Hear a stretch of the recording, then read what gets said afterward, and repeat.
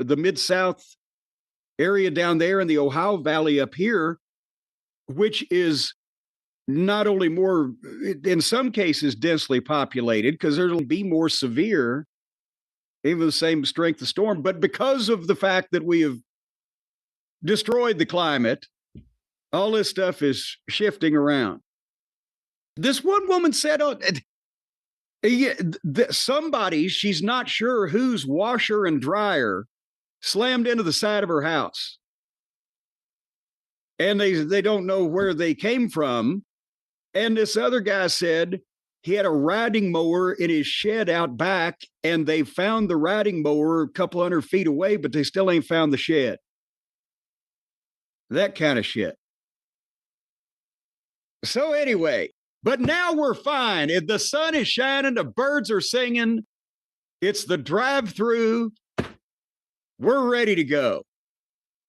What about you? You know what you did earlier here? What did I do? You tried to have your lovely wife go out in the rain to scare off a bird outside your house that's singing, making music, trying to make the world a more joyous place. Trying to ruin the broadcast. Gonna ruin the broadcast. All that noise. You sour son of a bitch. What's the matter with you today? The bird was right outside the window every few seconds. I can't talk to you about wrestling with Tweety Bird outside the window. So I was already set up. I had the headphones on. We're about to go. We were a few minutes late already. My options were I can go outside and try to create some sonic boom, some big sound to scare all the birds out of the tree.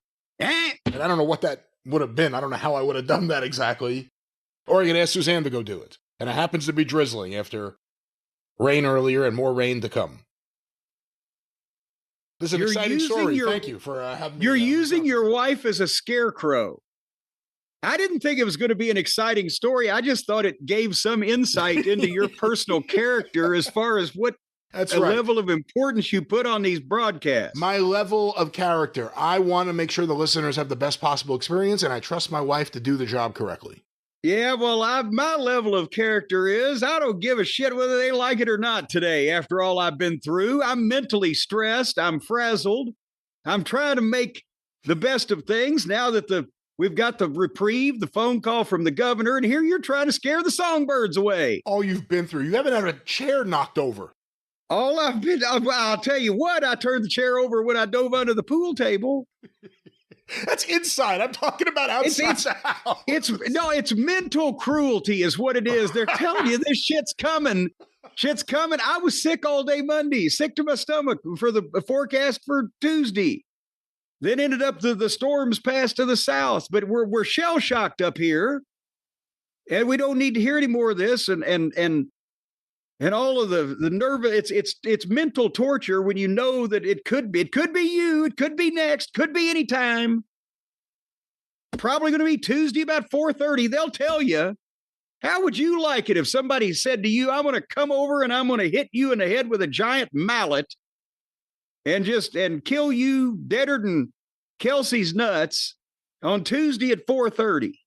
And it's Saturday at noon. How would you feel for the next couple of days? I'd kill them first.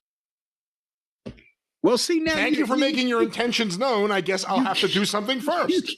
You can't alter. What if you can't do it? You can't hit the storm with the mallet. You can't alter my premise here. You're not allowed to be a premise alterer. I would move. I would move out to the You'd move out of the premises. Move out of the premises. Exactly. To a different premise. Well, it's your show, so why don't you give us a different premise? Well, the premise of today's show is, what will this show be? And of course, we're a little while into it. We still have no answers, really, where this is going or where we've been or where we could possibly end up. But Jim, where the listeners can end up. You know what? I tell you what. I got what? I got an email here from something that we were talking to. You want to talk about these shady drugs that apparently, according to Jelly Nutella, all the fucking kids are taking these days from truck stops and smoke shops and things of that nature? You know, after we talked about that, I heard from several wrestlers who none of them said they use it, but they did say that it is something frequently used. One of them said it's gross. Another one said it's the new bane of this generation. That seems like it would be really bad, but no one's, died from this stuff yet or whatever. But we've definitely heard feedback that, I don't know if it was 85% or whatever he said it was, but there is a percentage of wrestlers who are 85% probably of his social circle, and you can imagine the kind of elbows that he rubs. But no, I got an email to both of us, but it's from our friend Tyler. He signs off much love, your friend. Oh. So he's our lover and our friend. Hello, Tyler. So why was the awkward pause there after you said that? There was no reason. Well, no, because I'm trying to find the stuff. Hold on here. I didn't mark this. I've looked at the wrong paragraph. Oh, stop playing with your organ. I'm trying to find the okay. He says it was Jelly Nutella who mentioned that someone had taken Sabu to get kratom or something, quote unquote, to help him through his final match. While kratom, in its natural plant form, is often used as a harm reduction tool, especially for those trying to get off opioids, there's a more dangerous twist to the story that's not often discussed. See, it's always the dangerous twist, Brian. That's where it gets dangerous. In smoke shops and gas stations across the United States, especially in states where kratom is legal. So now apparently it's mixed on this, depending on where you are. It says it could be or it could not be legal. We are now seeing the rise of a highly concentrated lab-isolated compound derived. Sound like I'm doing one of our commercials now. This is not a highly concentrated lab-isolated compound derived from kratom called 7-hydroxymitragynine, commonly referred to as 7-O, and that's what we'll say from now on. This isn't natural kratom. This is a chemically enhanced extract that's significantly more potent. 7-O binds very strongly to opioid receptors and is estimated to be several times more powerful than morphine. It's available legally in pill, vape, and candy forms for the kids. You know, the kid is little junior dipshit down the street, stubbed his toe. Give him some fucking super morphine. I'll have the Bela Lugosi gummies.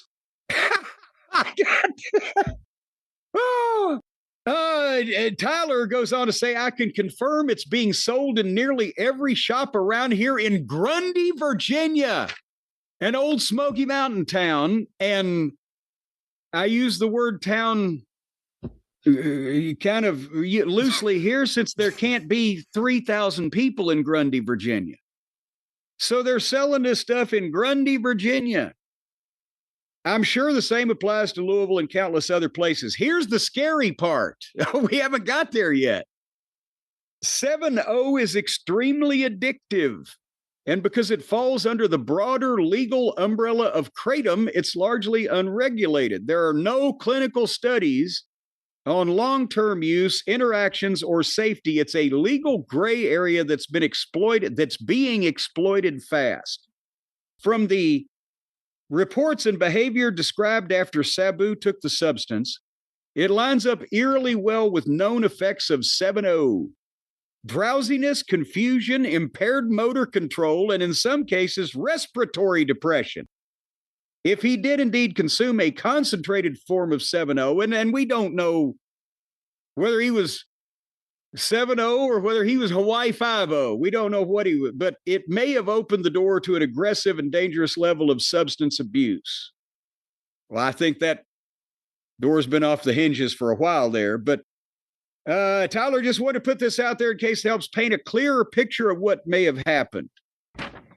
Apparently, Tyler, in Grundy, Virginia, you are just the fact that you can spell hydroxymitragynine indicates that you're potentially too informed about this subject to be a normal resident of Grundy. So this sounds like this stuff can't miss. You know, I first heard about it about a week before the story about Sabu's last match came out. I saw an interview with our friend Theo Vaughn he conducted with Kevin Von Erich, and I had to see it because it's Kevin Von Erich, and I find him endlessly fascinating. Yes. And I believe he said in there that he got off his addiction to painkillers due to kratom, which now, as we're hearing, I guess, is it a synthetic opiate or is it not synthetic because it comes from the natural plant? No, it is. And then we actually even had people tweeting at us and everything when we talked about Jelly's interview, and that's the first time I'd ever heard of this shit. If people are defending it, well, I use it. They don't knock kratom because I use it to withdraw myself from this or because of chronic pain with this or that or the other thing. And again, if there is a legitimate use for kratom because it's a plant, it grows. I'm not saying that the whole thing should be just balled up and thrown away, but I don't like the idea that you're getting it in gas stations. If it's in any way supposed to be a helpful drug, it ought to go through proper channels. And secondly, I don't care whether it helps you or not. It certainly didn't help the situation where a 60-year-old man with a history of multiple serious injuries and drug abuse was put into a no-rope barbed wire death match with a fucking idiot. So I don't think the goddamn polio vaccine would have been helpful in that situation. Do you, Brian? Again, the match was an unfortunate series of decisions. But, you know, in terms of an unfortunate series of people. You know, in terms of this, though, you know, the idea that it's a opioid or a synthetic opioid or an opioid derivative and it has the same effects on wrestlers, we went through an era where that was devastating. And again, we're talking there about OxyContin, we're talking about Somas, we're talking about Nubane, we're talking about all sorts of muscle relaxers and pain relievers that wiped out a generation of performers, actually. If you think about everyone that died in one way or another due to those chemicals, it's a generation of performers. You know, again, I'm guessing this isn't that bad. Again, you don't necessarily want to trust something if it's sold only in truck stops and head shops. Well, that's what I'm wondering about is, are they going to find out in 4 or 5 years that, you know, there may have been some benefit in a medical or clinical fucking situation for whatever is going on here, but not when, you know, Zippy's truck stop sold it, you know, next to the caffeine pills or whatever, and everybody's just taking too much and it grows some kind of goddamn horrible cancer in your brain. And it shouldn't be, hey, this guy can't walk, give him this fucking opioid so we can get him in the ring. We can get, he can hold himself up with the ropes. Oh shit, forgot. That's barbed wire. Well, put him in the middle. Yeah, we'll see. I guess I don't know anything about it. Is there any kind of regulation of this? Again, if it's in head shops and gas stations. Well, it says it's legal. Or Tyler said that it was legal in some states, which means some states it's not. But the same thing can be said for weed. The same thing can be said for a variety of other things. But, you know, in this case, I think this bears a little more fucking investigation, you know, as far as what your source is before. You should go with something more legitimate, like magic mushrooms. Well, there you go. Just and a lot of these turd blossoms probably spend a lot of time around those things. I guess they're growing under the same fucking dung heap. Same turd. Yeah, that's right. Well, it's your show, Brian. All right. Well, this has been Drug Education with C. Everett Koop. We will now move on here with the show. Jim, of course. Wait a minute. Now you know Travis is going to draw me as C. Everett Corn. He may have done that already once. I don't know. It's been a long time. I think I was Captain Corngaroo. Captain Corngaroo. Well, did you ever notice how much C. Everett Koop looked like Captain Kangaroo, kind of? Never. No. I mean, the hairstyle. He looked like an evil Captain Kangaroo in the fucking outfit and everything. Well, whether you are hopping around like a kangaroo, yeah, or doing something else, you may want to get something, or hooked on the new Nubane, you may want to get something from Cornette's Collectibles. Oh, I forgot that I'm still running a business. Yes, and you're getting things from Cornette's Collectibles because before the cataclysmic weather events of the past several days, the Hotchkiss Featherbottom family was entrusted with several hundred packages that are already being shipped out to the fine folks and more on the way. We're going to be caught up to date by around about June the 1st, folks. If you have ordered anything in the month of May, it's going to be winging its way to you by June the 1st. And there's more left, including the last few remaining action figures. There's some Smoky Mountain Wrestling event tickets. There are also some, well, just regular fine products with a quality that you can depend on and a price that you can appreciate at jimcornette.com at Cornette's Collectibles. I should have done the farm report on morning radio.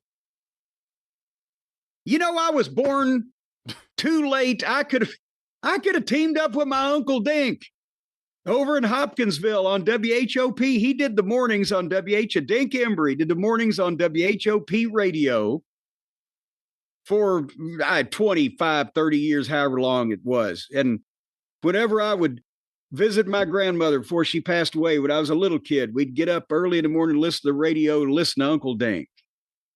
They named a street after him out in Hopkinsville, I found out not too long ago, a year or two ago. Dink Embry Boulevard outside the radio station.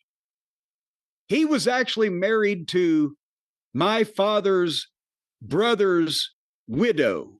So he was technically in the family by, actually he was in the family by marriage, but she was in the family by marriage. So if a man marries a woman that's in the family by marriage, then he's technically in a family by marriage too. Yeah, he's your uncle completely removed. Yes. Well, she completely removed him. That's right. You know, no, that's my favorite line of Uncle. He did stand up also, played the guitar and did comedy routines at the FFA meetings. I have actually an album that he recorded over in Lexington at a Future Farmers Association meeting. And my favorite line was, he was talking about his wife. He said, she's a great housekeeper. She was married 3 times, kept the house every time. Not bad. Pretty good line. Well, not bad for Hopkinsville. Support Uncle Dink, Cornette's Collectibles at jimcornette.com. Yes, Uncle Dink needs the money. Hello, it is Ryan, and I was on a flight the other day playing one of my favorite social spin slot games on ChumbaCasino.com. I looked over at the person sitting next to me, and you know what they were doing? They were also playing Chumba Casino. Coincidence? I think not. Everybody's loving having fun with it. Chumba Casino is home to hundreds of casino-style games that you can play for free anytime, anywhere, even at 30,000 feet. So sign up now at ChumbaCasino.com to claim your free welcome bonus. That's ChumbaCasino.com and live the Chumba life. No purchase necessary. VGW. Void where prohibited by law. See terms and conditions. 18+. Well, Jim, why don't we start in a good way?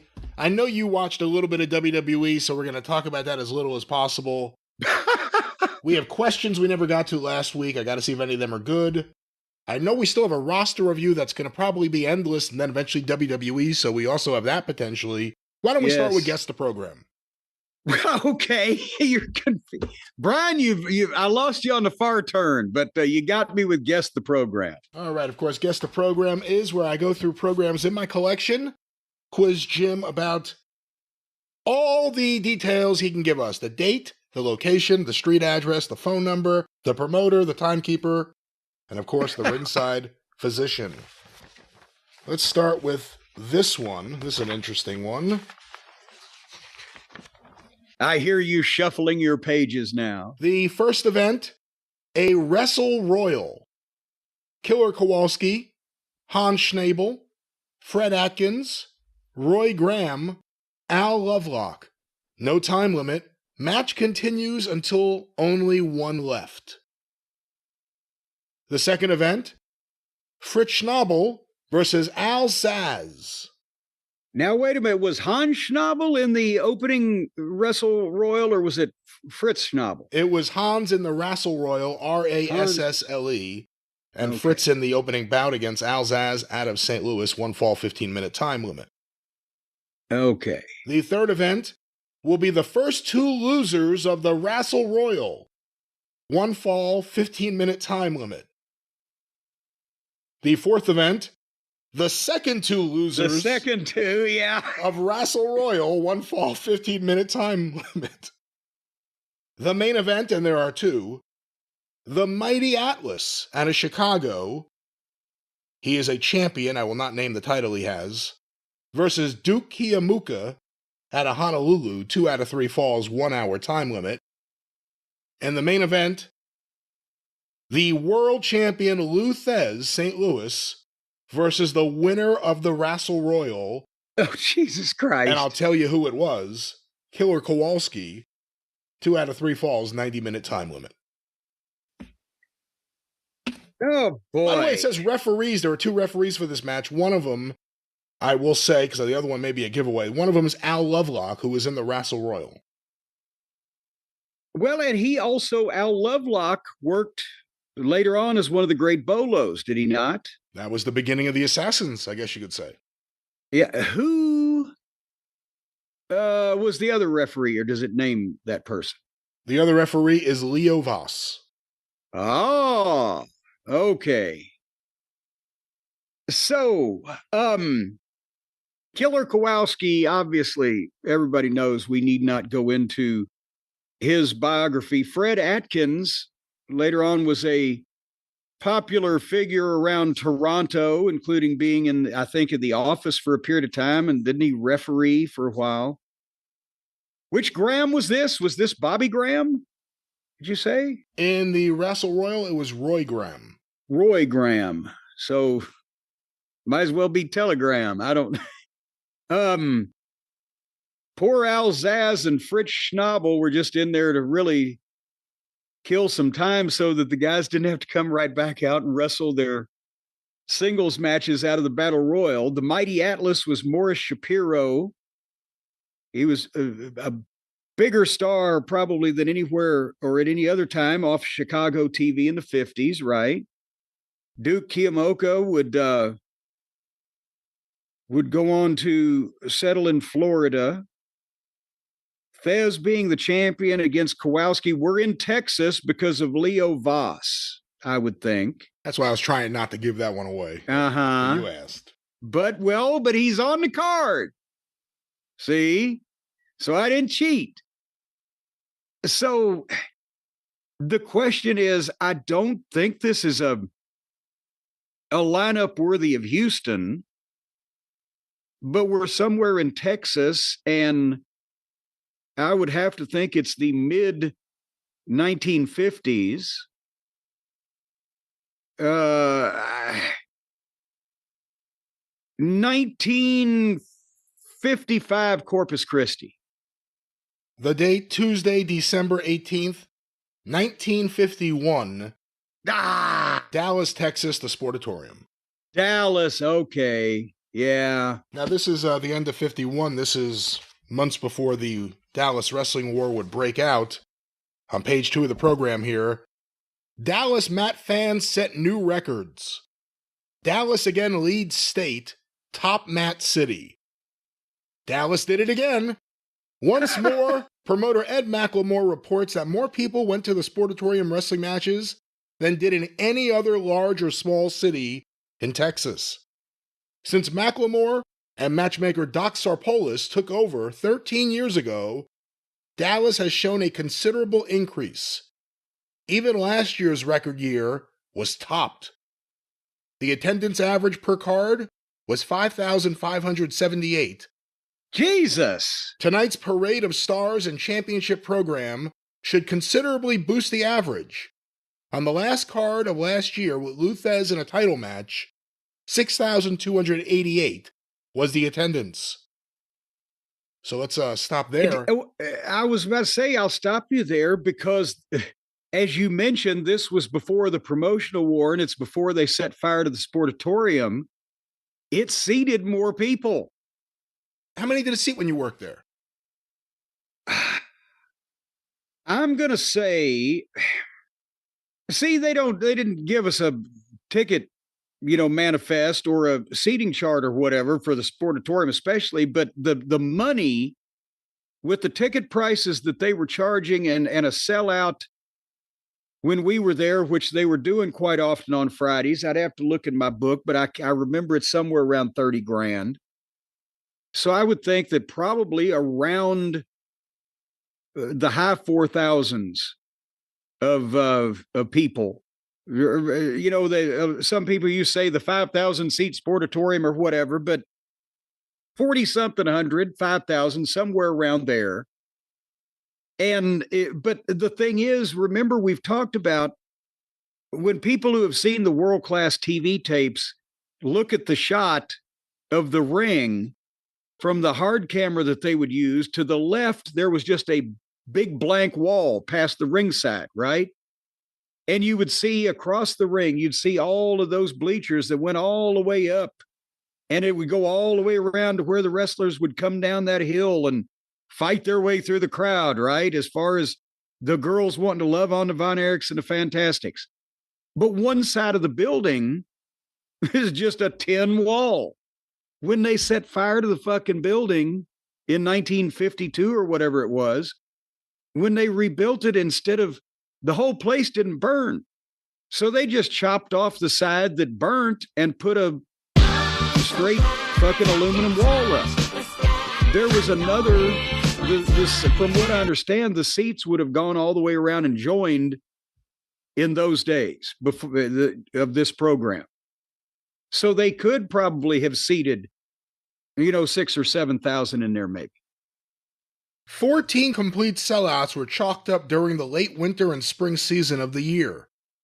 Even during the summer of 100-degree heat, the crowd still held up.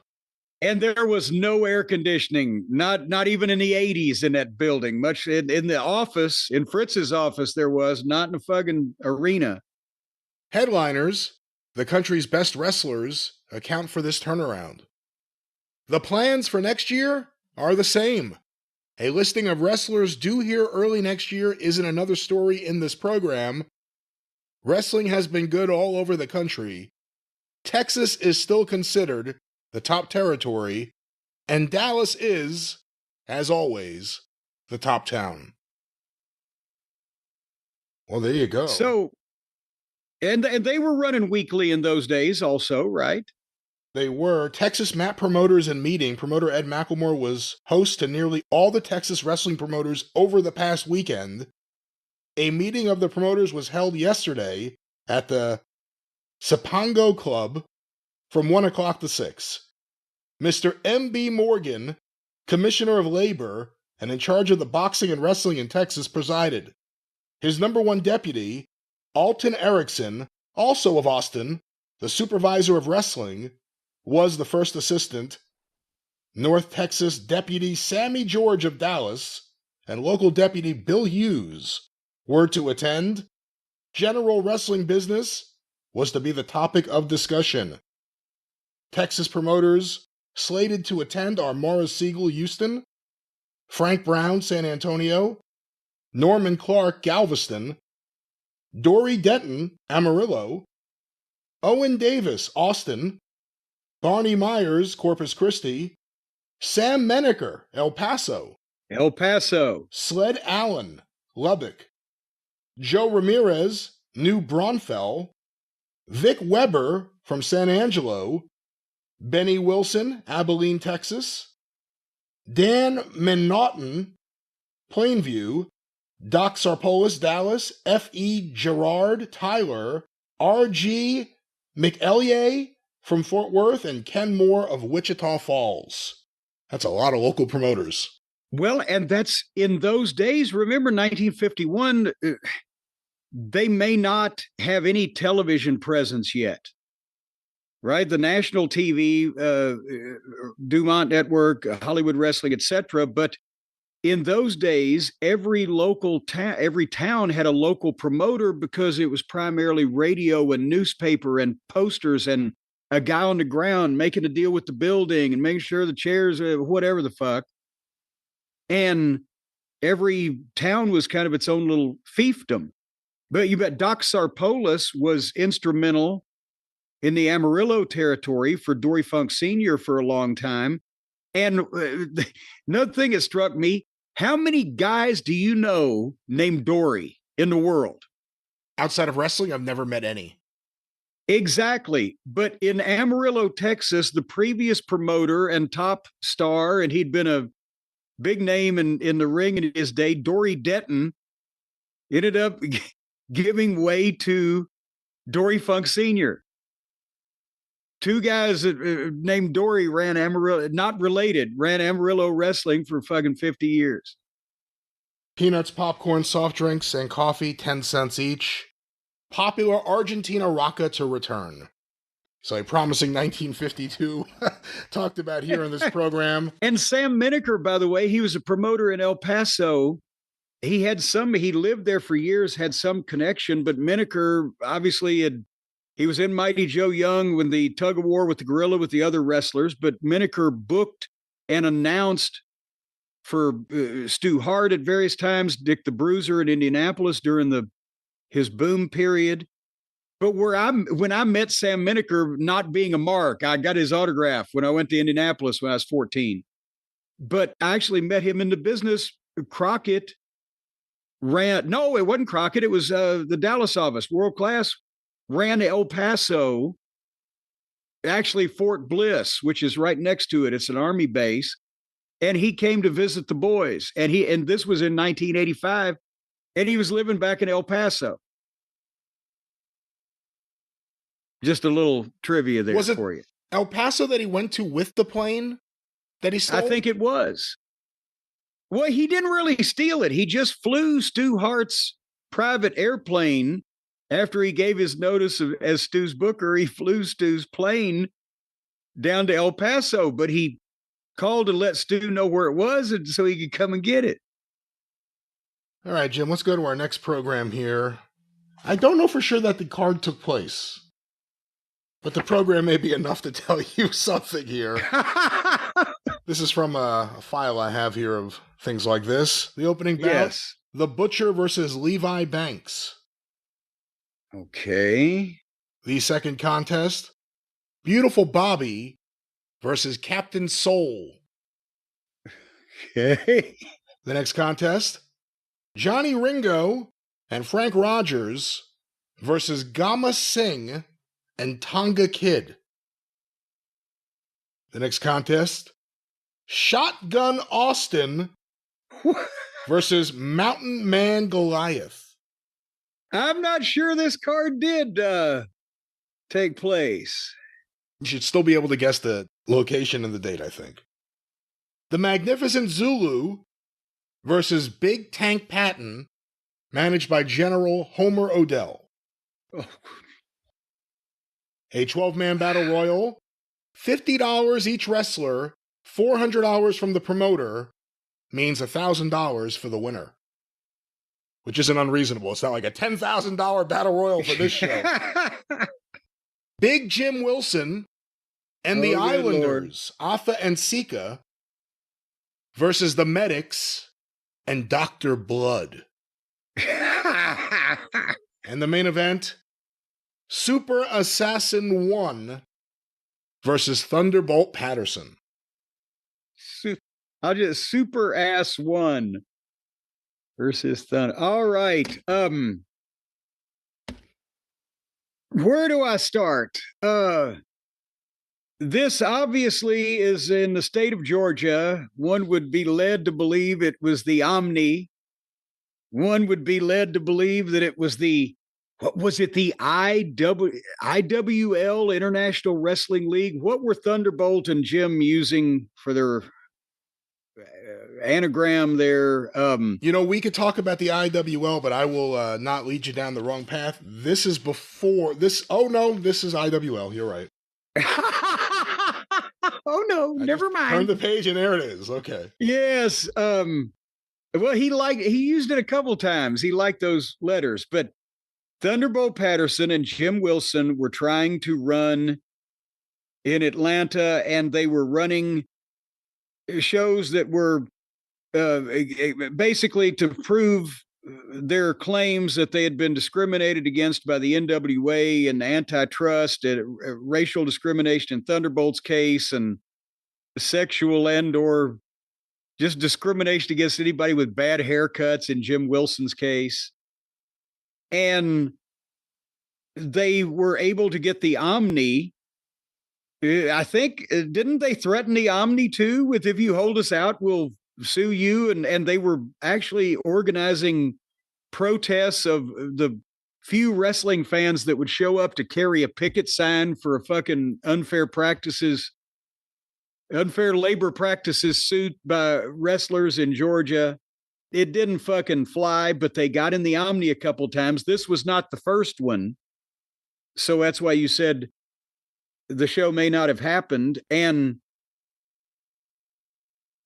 I was just going to say, running down the talent, the Tonga Kid and Afa and Sika, the Islanders are the only, recognized, and Tank Patton with Homer Odell. I don't know how they got involved. The Magnificent Zulu was way past his prime, which was not very good in the ring.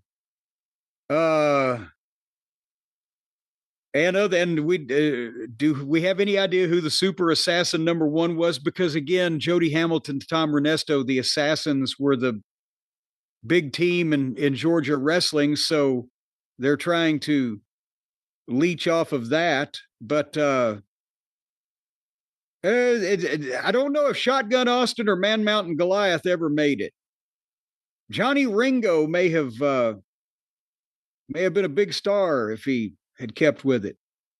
Would this have been 19? Jesus Christ. That's the only thing I'm not sure of, because this is not one of their later. They tried again after this, I believe. I'm going to say because of Tank Patton, Homer Odell, and the Islanders at that point, I'm going to say this was 1979. Or is it 1980? The purported date, Saturday, October 12th, 1974. What? The City Auditorium, Atlanta, Georgia. You're kidding. Where did you find that? This program is astounding. Let me read a few things in here. I never knew they tried that this early. Before the City Auditorium. Not even the Omni. On one page, it says International Wrestling League Limited. On the next page, International Wrestling Limited. So I'm not sure exactly what the name is. Here's the National Board of Directors and the Executive Committee. The President, Thunderbolt Patterson. Homer Odell. Secretary is Pansy Burris. I'm not sure who this lady is. There's a picture of her here. The Booker, Dr. Blood. I bet she had some money. The Booker, Dr. Blood. Dr. Blood, the Booker. It's good to know that they've got corporate representation here. There's a picture of the beautiful Bobby here. He's on the board, I guess. The Public Relations Director. And that obviously, that's not Bob Harmon.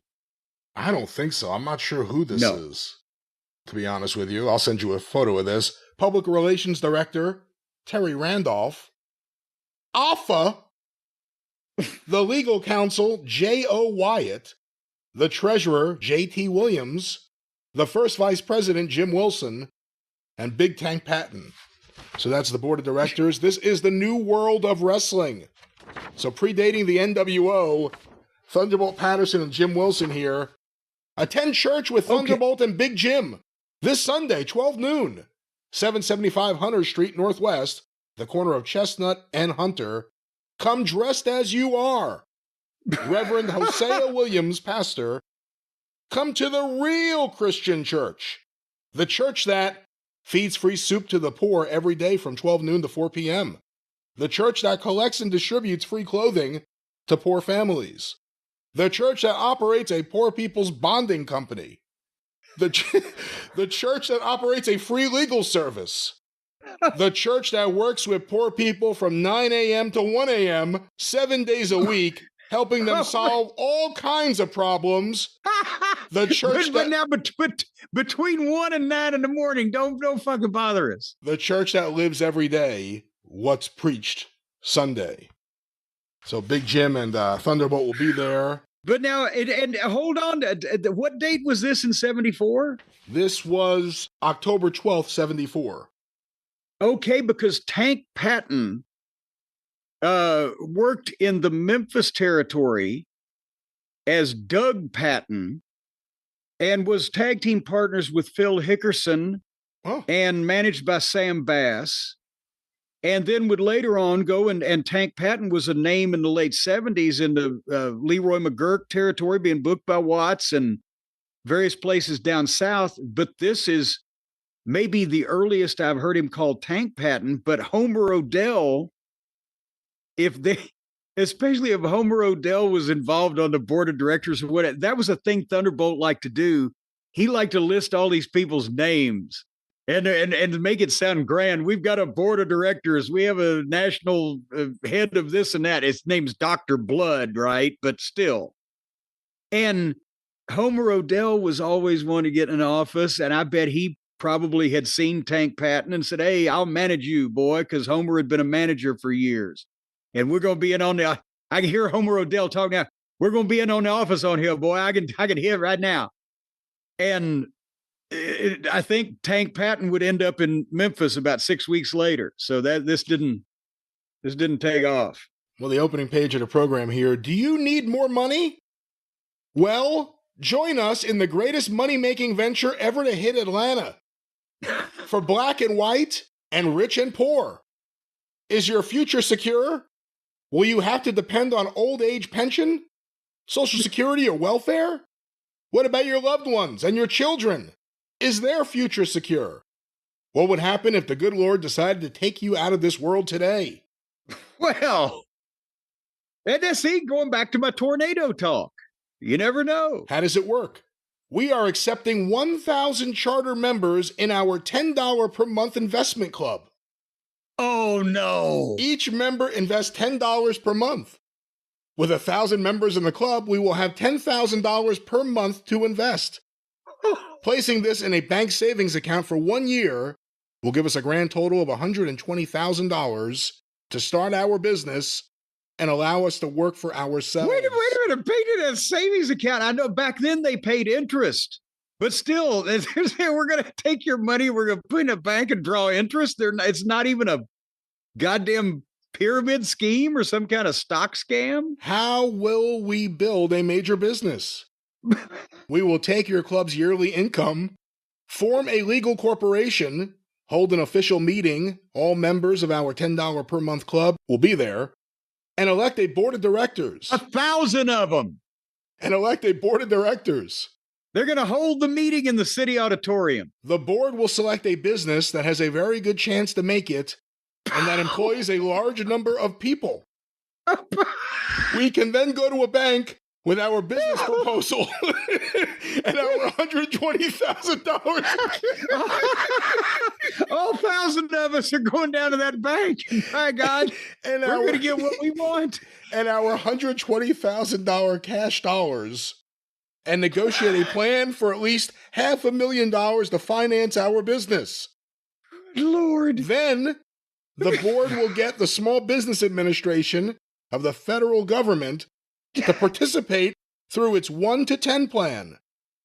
If we have $120,000, the SBA could loan us 10 times that amount, which will be $1,200,000. We can build, and this is all in caps, we can build one of Atlanta's largest and biggest money-making businesses. The SCLC's $10 per month club has the answer. How do you become part owner in our company? Fill out the following application, attach $10 in cash, money order, or check made payable to the SCLC. Preferably just cash. Wait a minute. SCLC, what is he saying that stands for? I don't know if they said it here, actually. Because that's the Southern Christian Leadership Conference. Oh, well. But that ain't it. The organizer of this is State Representative-elect Reverend Hosea Williams. Oh, Jesus Christ. That's Thunderbolt Patterson was writing up this goddamn scheme of whatever and using. This is a recognized pastor in Atlanta, and the SCLC is a Southern Christian Leadership Conference. And Thunderbolt's trying to say, this guy's involved. Give me $10 a month and this plan of how he's going to build the big. If he's printing the plan of how he's going to build this business, why can't these people then just do it without him? He's let the secret out of the bag. If this worked out and 1,000 people gave $10 and they finally had this big meeting, what do you think the chances are that the business they would decide to invest in would be a professional wrestling company run by Thunderbolt Patterson? Probably pretty good. Well, we have a letter here from the Reverend Hosea Williams. Why I organized IWL, the International Wrestling League. And this is under the rationale behind organization. Okay, now if he was in on it, then maybe what's happened to Hosea Williams in the last 45, 50 years? I don't know, but this is the rationale behind organizing. Like any other human rights struggle, I became obsessed with the representation and exploitation of wrestlers. As the late Dr. Martin Luther King Jr. once said, "Truth crushed to earth will rise again." Well, like blacks, wrestlers are rising up in the sun of manhood. As I learned the truth about the enslavement of wrestlers, I could not help from yielding to what Victor Hugo said, "All the armies are not as powerful as an idea whose time has come." So with my organizing experience, backed up with the ability of the SCLC and the determination of wrestlers, together, we will not only economically emancipate wrestlers, but will elevate the sport of professional wrestling to a respectful height. Signed, the Reverend Hosea Williams. And then here's Hold on. I have just typed in his Wikipedia. He was a didn't die until the year 2000. American civil rights leader, activist, ordained minister, businessman, philanthropist, scientist, and politician. Martin Luther King Jr.'s inner circle. Oh, wow. It has background here. It has early civil rights activism, political career. He ran for senator, Georgia governor, etc. at various points in time. I'm looking for wrestling promotion.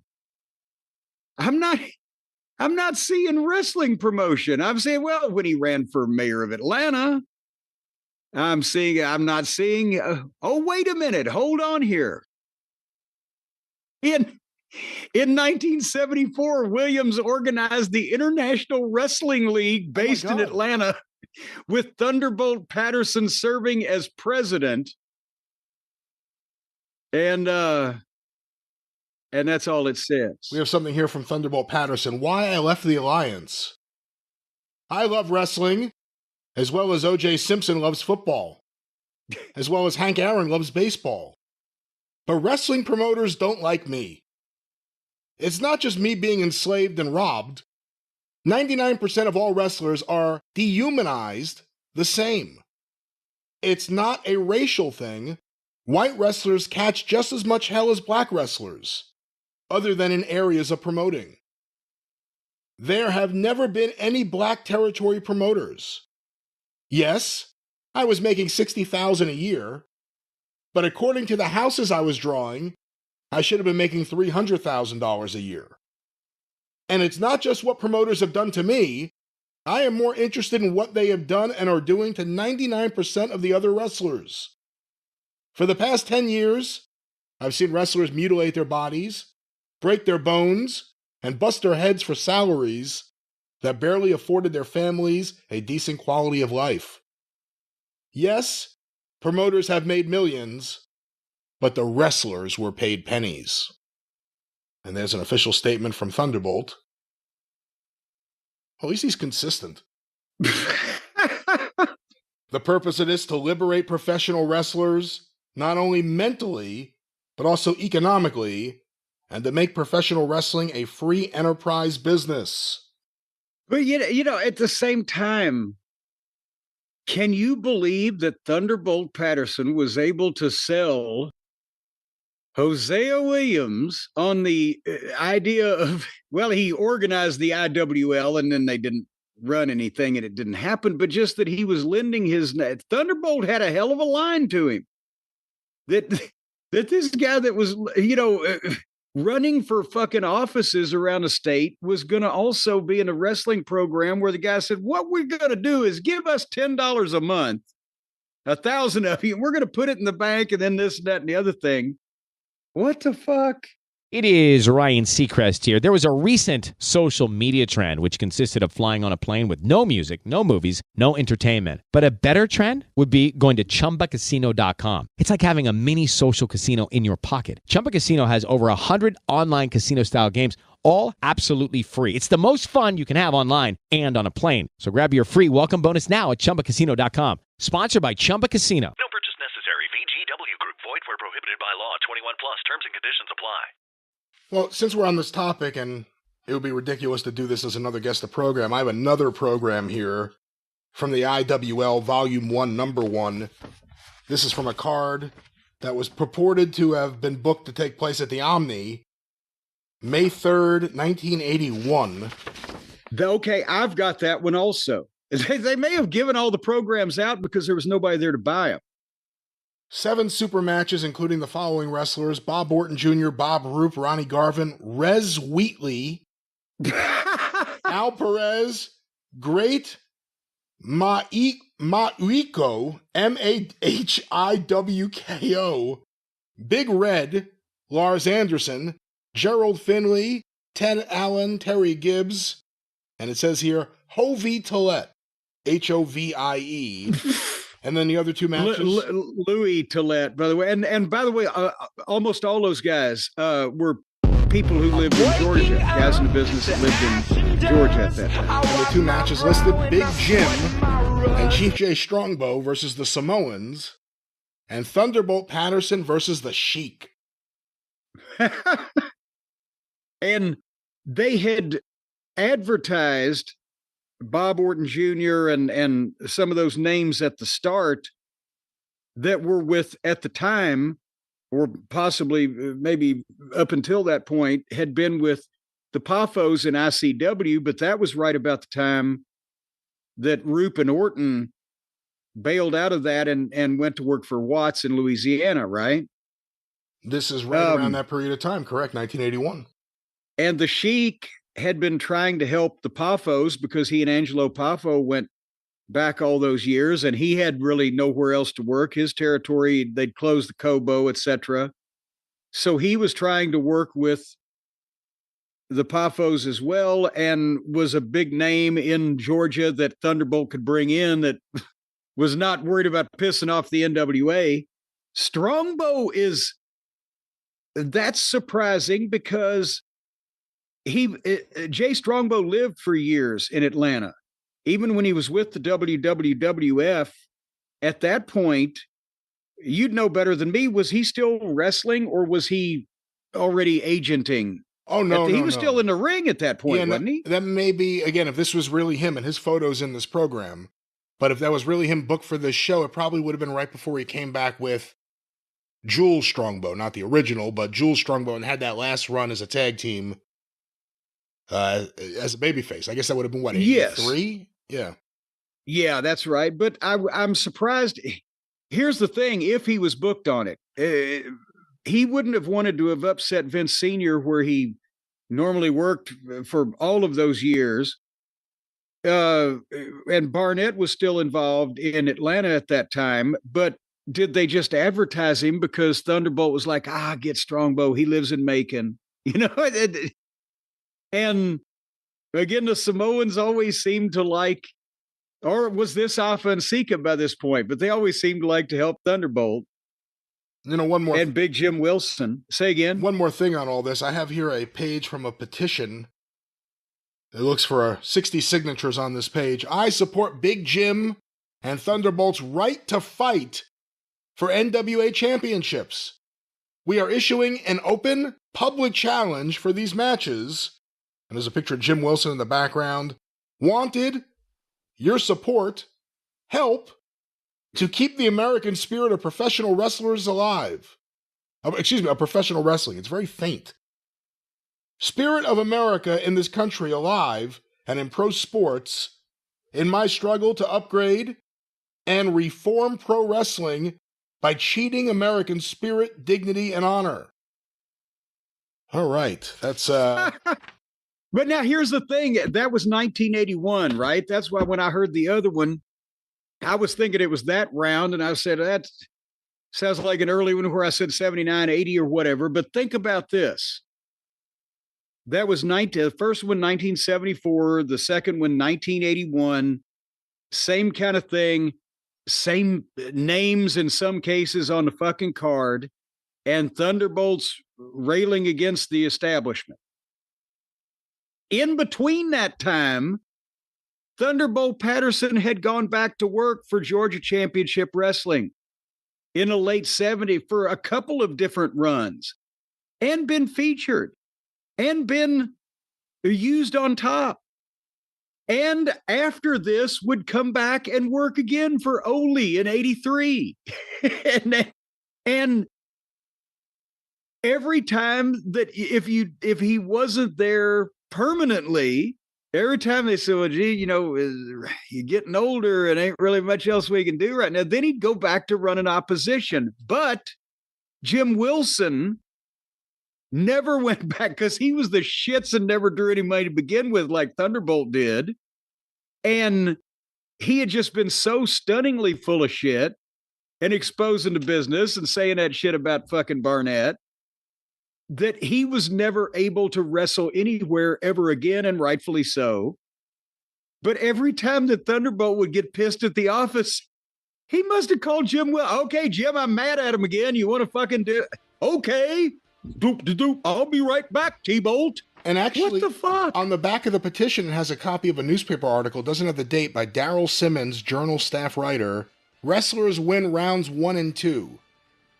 The antitrust suit against the National Wrestling Alliance and Georgia Championship Wrestling, brought by former Georgia All-American football player Jim Wilson, will continue in federal court here. U.S. District Court Judge Robert H. Hall has issued an order denying the defendant's motion for summary dismissal of complaints brought under the Clayton and Sherman Acts of antitrust law. Here's a quote from Jim Wilson. "This now opens the federal courtroom for us, and I'm encouraged about my chances now."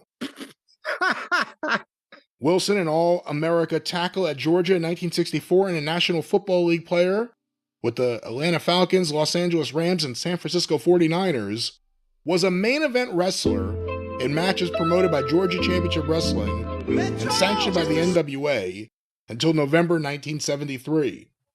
Well, let's stop there. That's one of the issues with Jim Wilson's stuff. Even when he has legitimate complaints, he says he was a main eventer. He was never a main eventer in 73. No. In the middle of the wrestling war? Well, I mean, he may have main evented fucking Sneedville, Georgia at the high school back in those days on a B show or something. I mean, at some point, anything could happen. But no, it was ridiculous. And that's why, again, another part of his story was that they told him, oh, you're going to be the NWA world champion. We're going to make you the champion. But you won't sleep with Barnett. What the fuck? I think Barnett could afford better looking guys than Jim Wilson to begin with. But the idea that, yes, at some point, everybody, when you get into business, oh, you could be the champion. Maybe you could have been the Georgia champion. Again, stranger things have happened. But the NWA champion is what he was claiming, and it was ridiculous. And the only reason that he got into business was because he had been a the advantage up 2-1 going into football game name 4. in Georgia. Is there a sense of confidence in the locker room right now, or is the team beginning to feel some of the pressure that goes along with playing in the postseason? But then he spent the next fucking 15 years suing everybody because they couldn't recognize his fucking greatness. Of everybody that's ever had a gripe about how they've been treated or screwed on money or whatever in the wrestling business, Jim Wilson wasn't one of them. But he was the most persistent. The suit, which has been in litigation since 1976. Yeah, I'd say there's definitely a sense of confidence, extreme confidence. As a wrestler we never had any intention of losing this series, and that hasn't changed. I know you guys expect a team with a player of my caliber to come in and sweep every series, but that's just not realistic. Come on, people. This is a team game, and as much as I may be able to impact things on any given night, you still have to realize that there are 9 other people out there on the court. Stockholder and chairman of the board of GCW, Fred Ward, GCW vice president, and Eddie Graham, president of the NWA. In September 1974, Wilson and another wrestler, Hannibal Patterson, who was one of the strongest draws among black wrestlers, were instrumental in forming the International Wrestling League. The league, according to Wilson, sought to compete with national wrestling and tried to establish medical insurance and retirement benefits for wrestlers. My God, you know what? We were still hearing this 5 years ago, right? Well, 10 years ago, when Shane Douglas bought that line of shit from that guy. He was telling people, oh, this is really going to happen. That's what Cody said was going to happen with AEW, if you remember those early interviews. Yes, yet it never ends. Which was unheard of at the time. The founders also hoped, Wilson said, to develop sophisticated marketing techniques for jackets, bags, and other novelties, the proceeds of which would be used to fund the benefits. But Wilson's lawsuit maintains, in addition to systematically blacklisting any wrestlers who associated with the fledgling league, the officials of National Wrestling allegedly sabotaged the league's bouts and attempted to harass or bribe wrestlers into staying with National Wrestling as part of a conspiracy to restrain competition. The defendants. I don't know, Brian. How you gonna sabotage Beautiful Bobby versus Captain Soul? I don't know, but that's that program. That went long. One more program. We can't end on that one. Should I give you a? They did. Should I give you a layup? Let me see. This is an easy one. This would be an easy one. I'm revving up now. I got one. I'm going to get one here. Okay, well, what better time to start than now? Here's this program. Give me a second. I have to open this up. It's in plastic. Jim, did you buy this at a truck stop or what? Jim, the opening contest listed here. Actually, the intermission bout is the first bout listed. Jesus Ortega versus Cowboy Dick Hutton. Good Lord. Mr. Moto versus Rocky Hunter. John Paul Henning versus Carl von Schober. Televised bouts. Oh, these were all televised so far. Great Togo and Yoshimo Sato versus Sammy Berg and Don Duffy. And the main event, no TV, World Championship bout, 2 out of 3 falls, 1 hour time limit. The Destroyer versus Gorgeous George. Well, now we fully establish exactly where we're at. Don Duffy. Don Duffy worked in the Memphis territory in 1973. I think he worked under a hood as the Scorpion, partnered with Jerry Lawler after Jim White left the territory, and then was partners with Crazy Luke Graham in a regular tag team. Luke Graham and Don Duffy. And I don't hear much about his name either before or since. Sammy Berg was a well-known West Coast name at that point in time. Mr. Moto, of course, one of the classic names of 50s and early 60s wrestling. Dick Hutton against, is that Bull Ortega, Jesus Ortega? I believe it's Jess Ortega. I can't really. Jess Ortega. But Dick Hutton had been the NWA champion, and by popular demand, he was asked to leave that position. John Paul Hennig, famous babyface, was over in St. Louis at one point, remarkably so.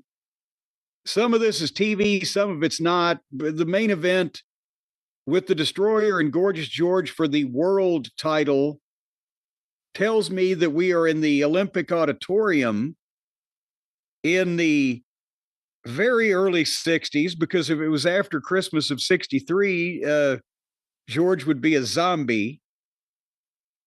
But it's the WWA title that was the California World title, and I think it's the Olympic Auditorium And I would say it would have to be, what is this, the period of time where George was kind of needing the bookings?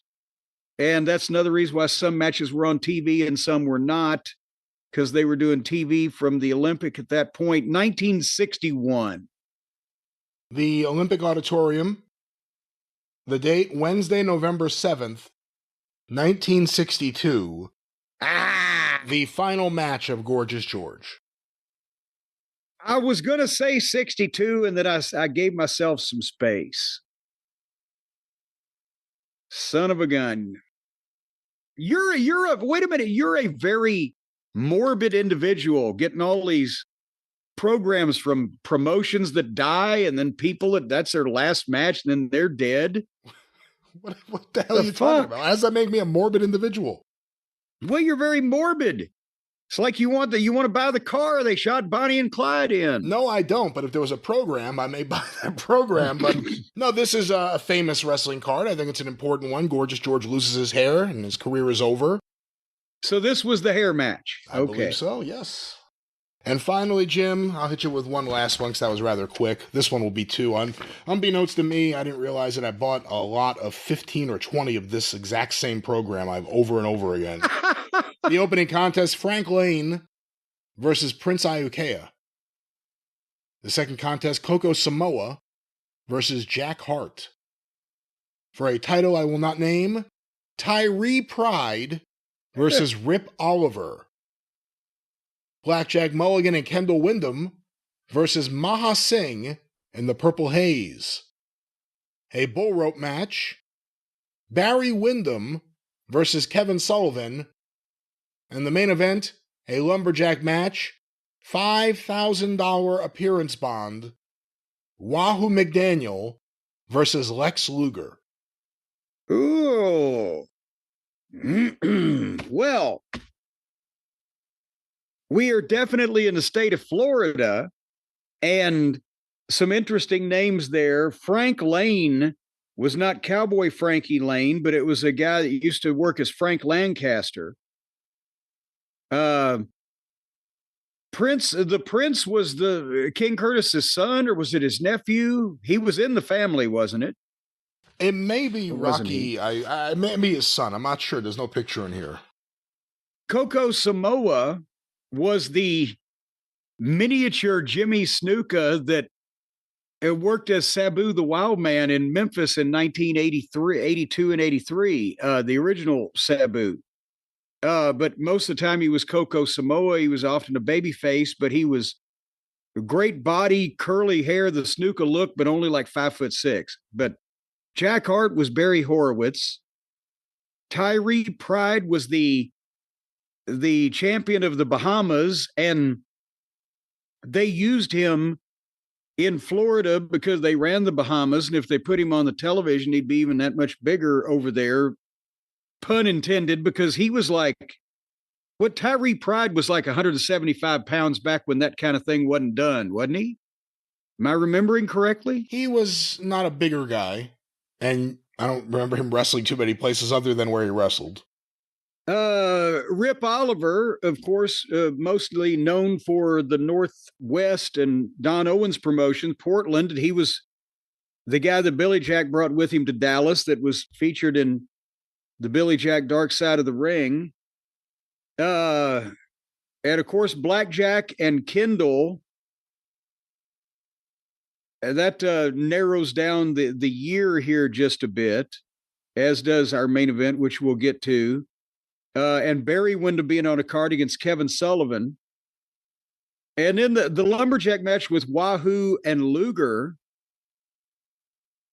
That puts it, Luger didn't start until 85, and he was in Crockett by 87. So that really narrows our time frame. And from the size of this card and the names on it, even though they weren't doing super business at that point, this was right before Crockett bought Florida. So I'm going to say 1986. And is it Miami? Is it St. Petersburg? Is it Jacksonville. Let's go with Miami in 1986. The date, Friday, November 29th, 1986. Fort Lauderdale, Florida, the War Memorial Auditorium. Son of a bitch. I was 30 miles off. The front page is Abuddin awaits within. What new madness has come upon the Prince of Darkness and his followers? What secrets did Kevin Sullivan learn on his visit to a remote South Sea island, location which was once thought to be a land of paradise? That's some tortured grammar. Male chauvinist pig of the month, Maha Singh. Big Gloria tells all. November is drawing to a close, and of course November is the month in which Thanksgiving occurs. Thanksgiving Day is traditionally celebrated by having turkey for dinner, which reminds me that there is one turkey who probably didn't get invited to dinner by anyone. I'm talking about Bob Roop, also known as Maha Singh. The reason why Roop probably ate Thanksgiving dinner out of a brown paper bag these many years is that nobody likes him. One of the reasons why nobody likes him is that he's a male chauvinist pig, and a turkey who is also a pig really does have problems. Thus, it seems particularly appropriate that the male chauvinist pig of the month for November be none other than the one who combines the attributes of both barnyard creatures, Bob Roop. Woo! Well, there it is, another fun, successful edition of Guess the Program, and of course, Jim. Yeah, I just always found Roop a little sour, but I didn't know that he was both a pig and a turducken or whatever the fuck. But yes, Brian. Well, hold on. What do you make of the fact that he wasn't brought in, or around this period of time, or in '87 at all? Because so many of the people who were working for Florida, Dusty would bring in. Barry Windham, Lex Luger. Again, those are young main eventers, but Kevin Sullivan would make it up there. Roop never made it out of Florida again. Why do you think that is? Well, do you remember that when Crockett took over the Atlanta office in '85, Roop was there. And Roop worked for a brief period of time continued working for Crockett in summer, fall of '85 on the West Virginia towns we were going, in the Ohio towns, and et cetera. And then that's when Roop went somewhere else. I can't remember. And I never saw Roop again. I think besides the fact that he was getting a little older and a little fleshier at that point, he was just so goddamn unexciting and also so dreary to me. It's like he was always just, we call Bobby and Dennis and I called him Droopy Roop. We'd see him in the hotel lobby, morning, we're about to leave for a town. Morning, Bob. Morning, boys. And plus I believe that because Slater had been the booker for the Atlanta end when Crockett first absorbed that, and Dusty, relieved him of that. I think Roop thought he was going to get in the office. I don't think Dusty wanted Roop in the office, and I think they parted ways, something like that. Yeah, I don't know what that relationship was like. They were both big stars in Florida. I once asked a wrestler, and I won't use their name, about Bob Roop, like, why wasn't he a bigger star or whatever? And the answer I was given was, nobody wanted a chubby Jack Briscoe. But Jim, that was Guess the Program, and maybe one day I'll say, I have so many programs, I have extras, I need to sell some of these. Or perhaps mom and pop businessman out there says, I have so much stuff, I need to start selling them. Or maybe they start a business. Could be a number of reasons. Yes, maybe mom and pop just decide, hey, we got too much shit. We're just going to sell everything we've got and move to some nudist colony in Greenlawn, Indiana. Well, that may not... How'd you like to see your mom and pop naked wandering around in the woods with other people, folks? The woods? Well, that's where it is. You can't just be wandering down city streets naked. There's laws against that. I've never actually thought about this. If there was a nudist colony, are they typically in the woods? Is that where you have these kind of things? Oh, you got to put them back behind trees because there's nothing else to cover those things up. What about ticks? Well, ticks can buy their own fucking clothing. You know, and you can't hardly cover much up on a human being with a tick. Well, Jim, imagine if instead of fig leaves, it had been ticks over those classic paintings. Well, people would have got arrested for pornography.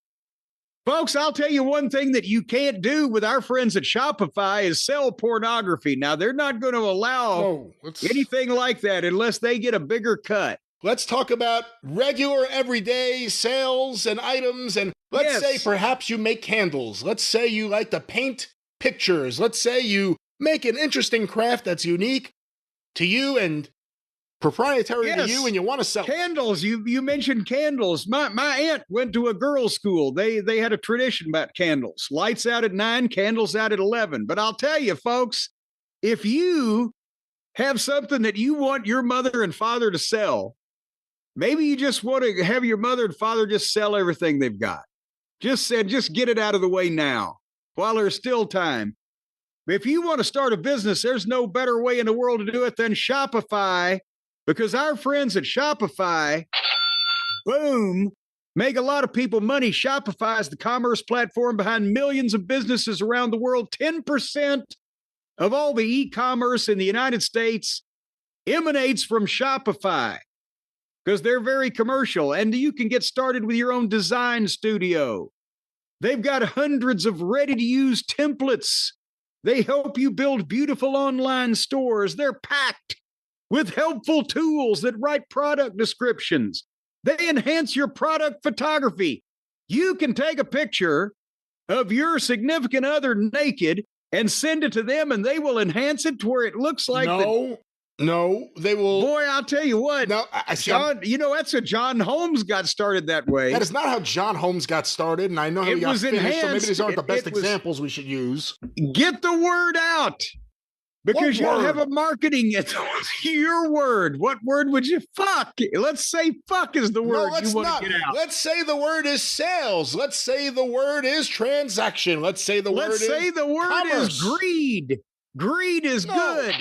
Well, get the word out like you've got a marketing team behind you, because Shopify can help you easily create email and social media campaigns so that.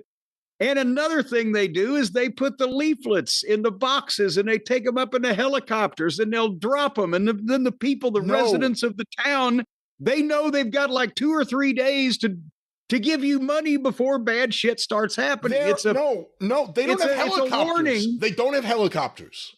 Well, no, now it's all drones. I'm sorry. But the point being, they're going to warn you folks before they do anything drastic, and you just send them money. And then if you're on the Shopify team, Shopify turns around and sends it to you. It's that simple.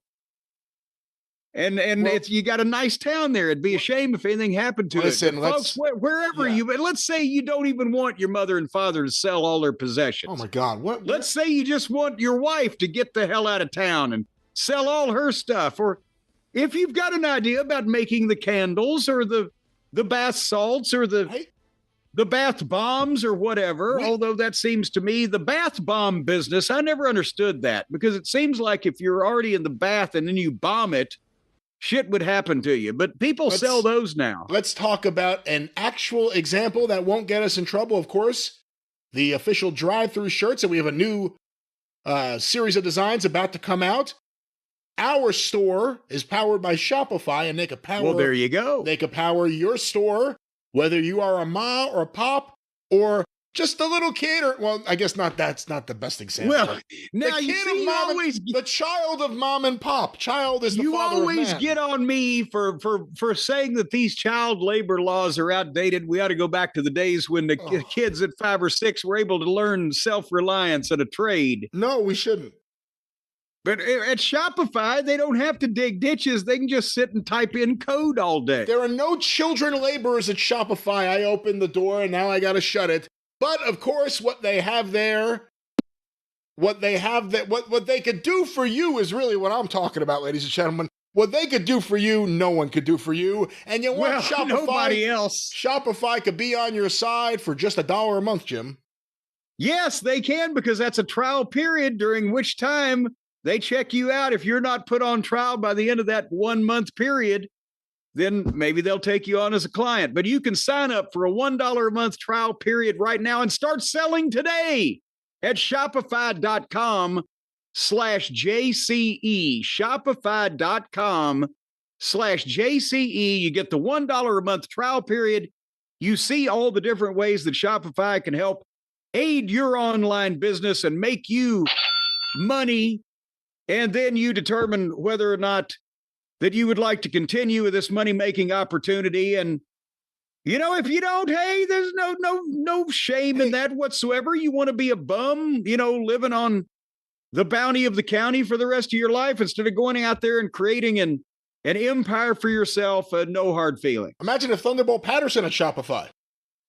That's the thing. He could have sold these grand ideas that he had on the internet. These $10 subscriptions for his investment club.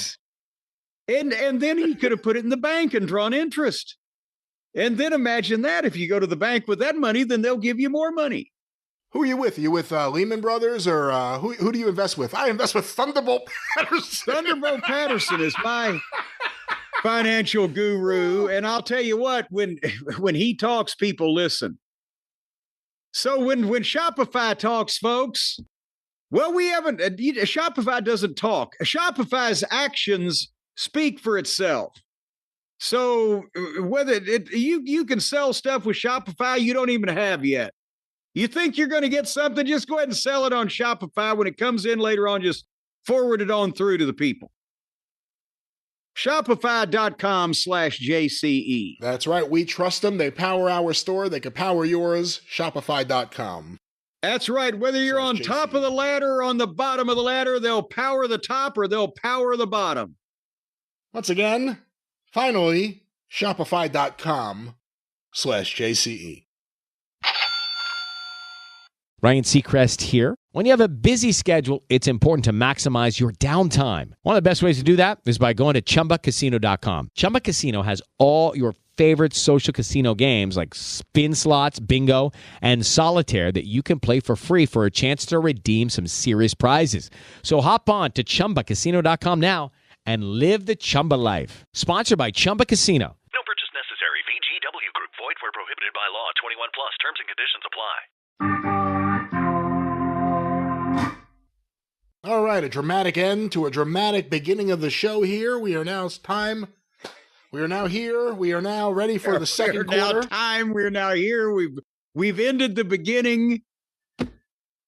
It's all downhill from here. Jim, let's talk a little bit about modern wrestling as it airs on TV or whatever we call it nowadays. As it unfolded the other night. And I've got to say, for one thing, SmackDown last week, I read the recap. That's when we were in the middle of determining whether we were going to all die or not. So I read the recap. There was nothing earth-shaking, and there's more important things going on. So we're trying to catch up now. We're going to start up with Raw on May 19th. That was a Monday night on the Netflix. And boy, howdy, this thing's gotten awfully long. Some highlights of this were AJ Styles and Penta going about 30 minutes with Finn Balor and JD McDonough. They had a multiple women's Money in the Bank qualifier. They had Sheamus versus Grayson Waller. They had a lot of commercials, a lot of spots. And before we talk about the good segments and or unfortunately the controversial segment or the one people are talking about, this is, you said it best when you sent me an email that you got that they sent out to people as a promotional tool to try to make them watch their television.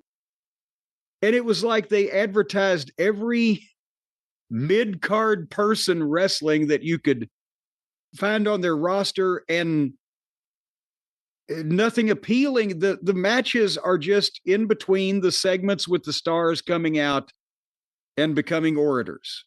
And it's kind of just coasting now, isn't it? Yeah, they keep sending out this email preview of SmackDown and Raw, and NXT also, actually. And they're now convincing me not to watch their shows. And these ads, like you said, and I hate to classify anyone as mid-card, people are over. People are buying tickets. This may be just me. But they put all these people in there. It's like if the Attitude Era did the same thing but you didn't have Austin or The Rock or The Undertaker or Mick Foley. You can list everything else on the show except for those 4. And I know that, sometimes you want a guy to do a surprise run-in. Certain guys are not being booked on the show right now. Cody's obviously repairing himself or whatever. But it's the same characters week in and week out. And that's always been wrestling, but that was always when wrestling was a 1-hour show. 3 hours of nothing really moving and matches that are just matches, but I don't know. Again, it may be just me. I'm just not into it right now. And the emails they send out to hype me up on their television shows have been the preview I needed to say, I'll just watch the Mets, and the other monitor in the office doesn't really need to be on. And that's the thing.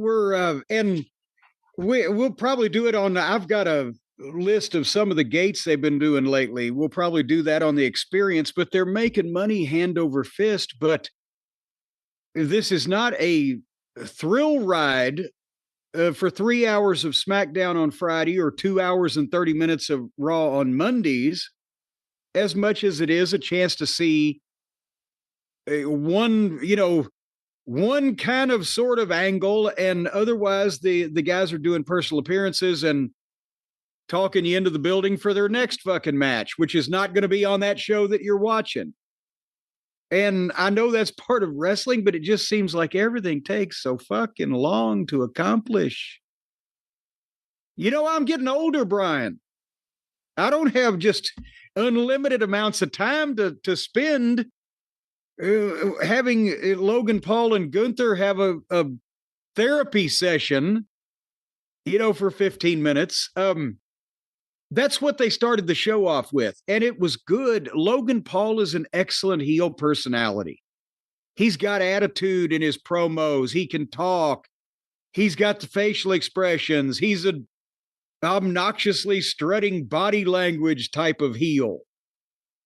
And, he's doing a good promo. But he's cut a promo on Jey Uso, and he disrespects Gunther in the process because obviously we know who Jey beat for the world title. So Gunther comes out because Gunther gets the winner of Logan Paul against Jey 3 weeks from now on Raw. Maybe. Why is Phoenix a big deal? Why are they giving us a main event in Phoenix? By the time we get to Phoenix, will he still be champion? But he gets the winner of that match from Saturday night's main event on Raw. And the fans are into Gunther, chanting, "You tapped out at Gunther." And they're into just booing Logan Paul, so they had reaction here. But Gunther is kind of the nominal babyface. You seem so sure that you can beat the guy who beat me, so you think you're better than... It's like the Mendelbaums. You think you're better than me? And then Gunther, for English being a second language, can speak better than the guys whose English is the first language. And he put him over and suckered Logan Paul into thinking he was complimenting him and saying, "I could learn from you. You're a self-made social media megastar. You can teach me about the marketing and the social media because to you it's business." See, you like my Gunther accent? It's not terrible. It sounds just like him, doesn't it? Not bad. Well, to you it's business, but to me, it's personal. Beating Jey Uso is personal. So if you take that away from me, I'm going to take it personal. And then he said, basically, I don't like being respected by non-wrestlers. And everybody, woo. At least Pat McAfee showed some fucking heart. You have no heart. And if you beat Jey and take that rematch away from me, I will eat you alive. And then Gunther walks out on him. And once Gunther's out of the ring, Logan Paul starts, "Oh, come on, big guy. You going to leave? You going to leave?" And suddenly Jey Uso's in the ring behind Logan Paul. And he turns around and gets super kicked. Boom. And their poor old Logan Paul is colder than a banker's heart. And Jey told him that he'd see him Saturday and he'd see Gunther in Phoenix. Why does Phoenix get all the goddamn good stuff, Brian? I don't know. The dry air? Well, that wouldn't have anything to do with it. For heaven's sake, the dew point would have nothing to do with the level of card that they're putting into Phoenix. Is it some kind of anniversary? What's going on here? Maybe they have cheap kratom. I don't know. That's it. You know that Arizona they got all that cheap stuff at the truck stops and the gas stations. But I mean, this was a nice performance by these guys. It could have taken 5 or 10 minutes less, but that was pretty much the highlight of the first. Well, that was actually the highlight till we got to the main event. Your thoughts? You know, the fans really wanted to make a lot of noise and scream as much as they could, and they did. And it created an interesting dynamic, and I thought the stuff with Gunther and Logan Paul, again, it's one heel talking down another, but it was interesting. And I agree, it was the highlight of the show. And I didn't watch too much more of the show, and I feel better for it. Well, before we go to the main event, because I watched the main event because my boy Braun Breaker's in it, but the news coming out of the show was Zoe Stark got injured, and if I'm not mistaken, she's just come off of a knee injury and came back not long ago, right? And so this has got to be just, I know how she feels literally, and I'm not being a smartass when I say it because of the knee injuries. And in my case, I hurt one and then had just got that one okay and hurt the other one. I think this may be the same one. I don't know. But everybody was trying to analyze what happened, and we still don't know what the specifics of the injury are yet. I don't know if it's knee, if it's a broken bone, of what the fuck it might have been. It looked like the knee. But it was a 3-way with Rhea Ripley and Zoe Stark and Kairi Sane for the winner goes on to the Money in the Bank thing, qualifier, whatever. But it wasn't a ladder match, it was a regular 3-way. But did you ever get to see this clip yet? So that you know what I'm saying?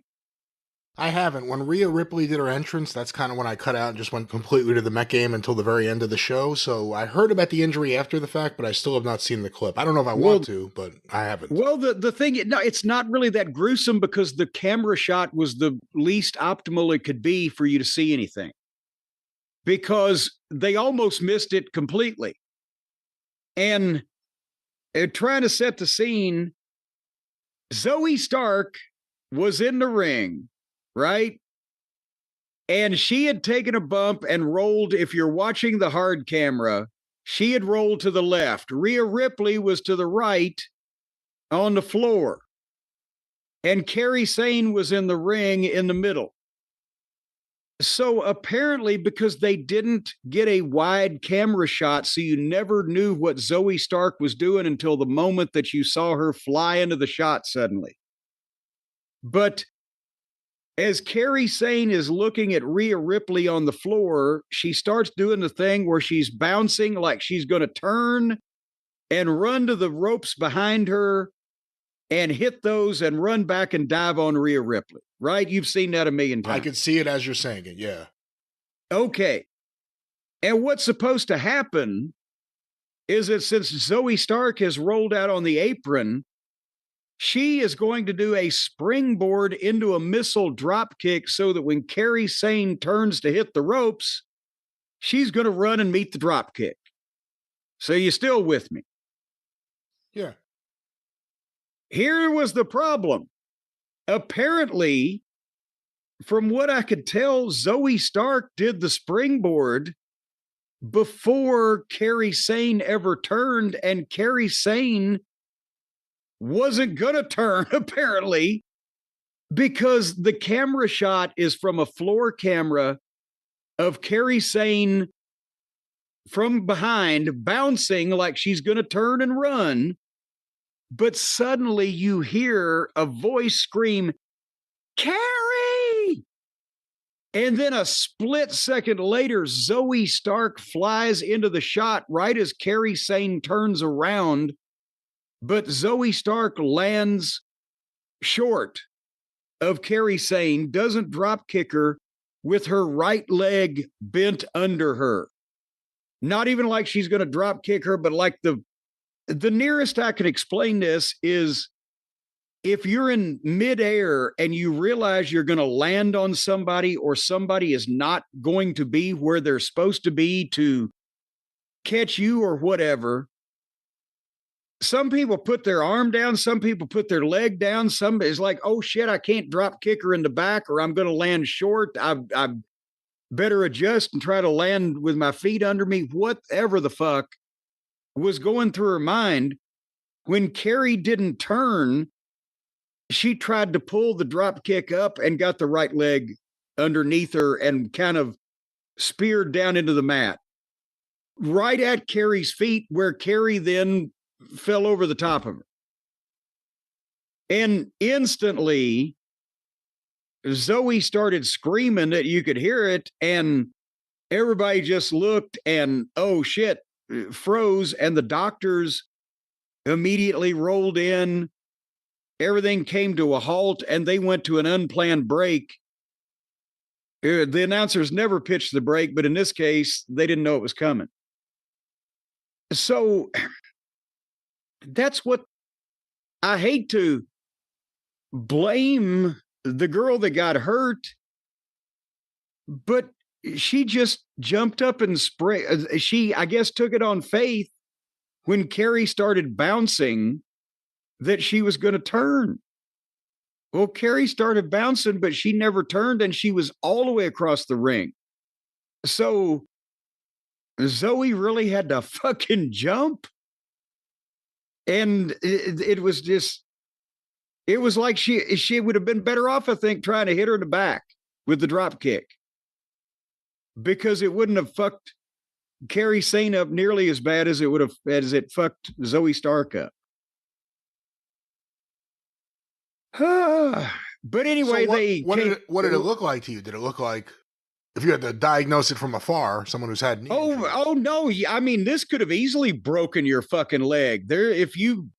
I was able, even though this was on Netflix, I was able to hit the pause when just accidentally at the right time. And her leg was bent into a fucking, like a question mark. Oh, see, I don't need to see this. Oh boy. So, I mean, it didn't look like there was an obvious bone, like the shin didn't bend completely sideways, but her leg was all crumpled up underneath her. So it could have been ankle, knee, bone, hip, anything in that general vicinity.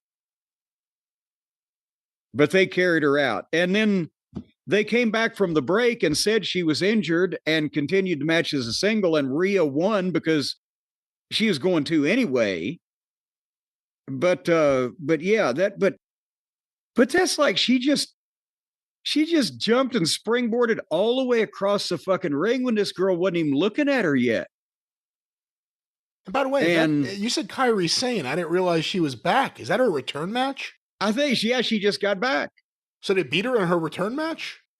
Well, that's the thing. Rhea was going to win, obviously, because they wouldn't have beat her, either one of them, but she might have been supposed to beat Zoe, but well, so Zoe can take comfort in that she got out of doing the job. Yeah, I'm sure she'll have great comfort with that.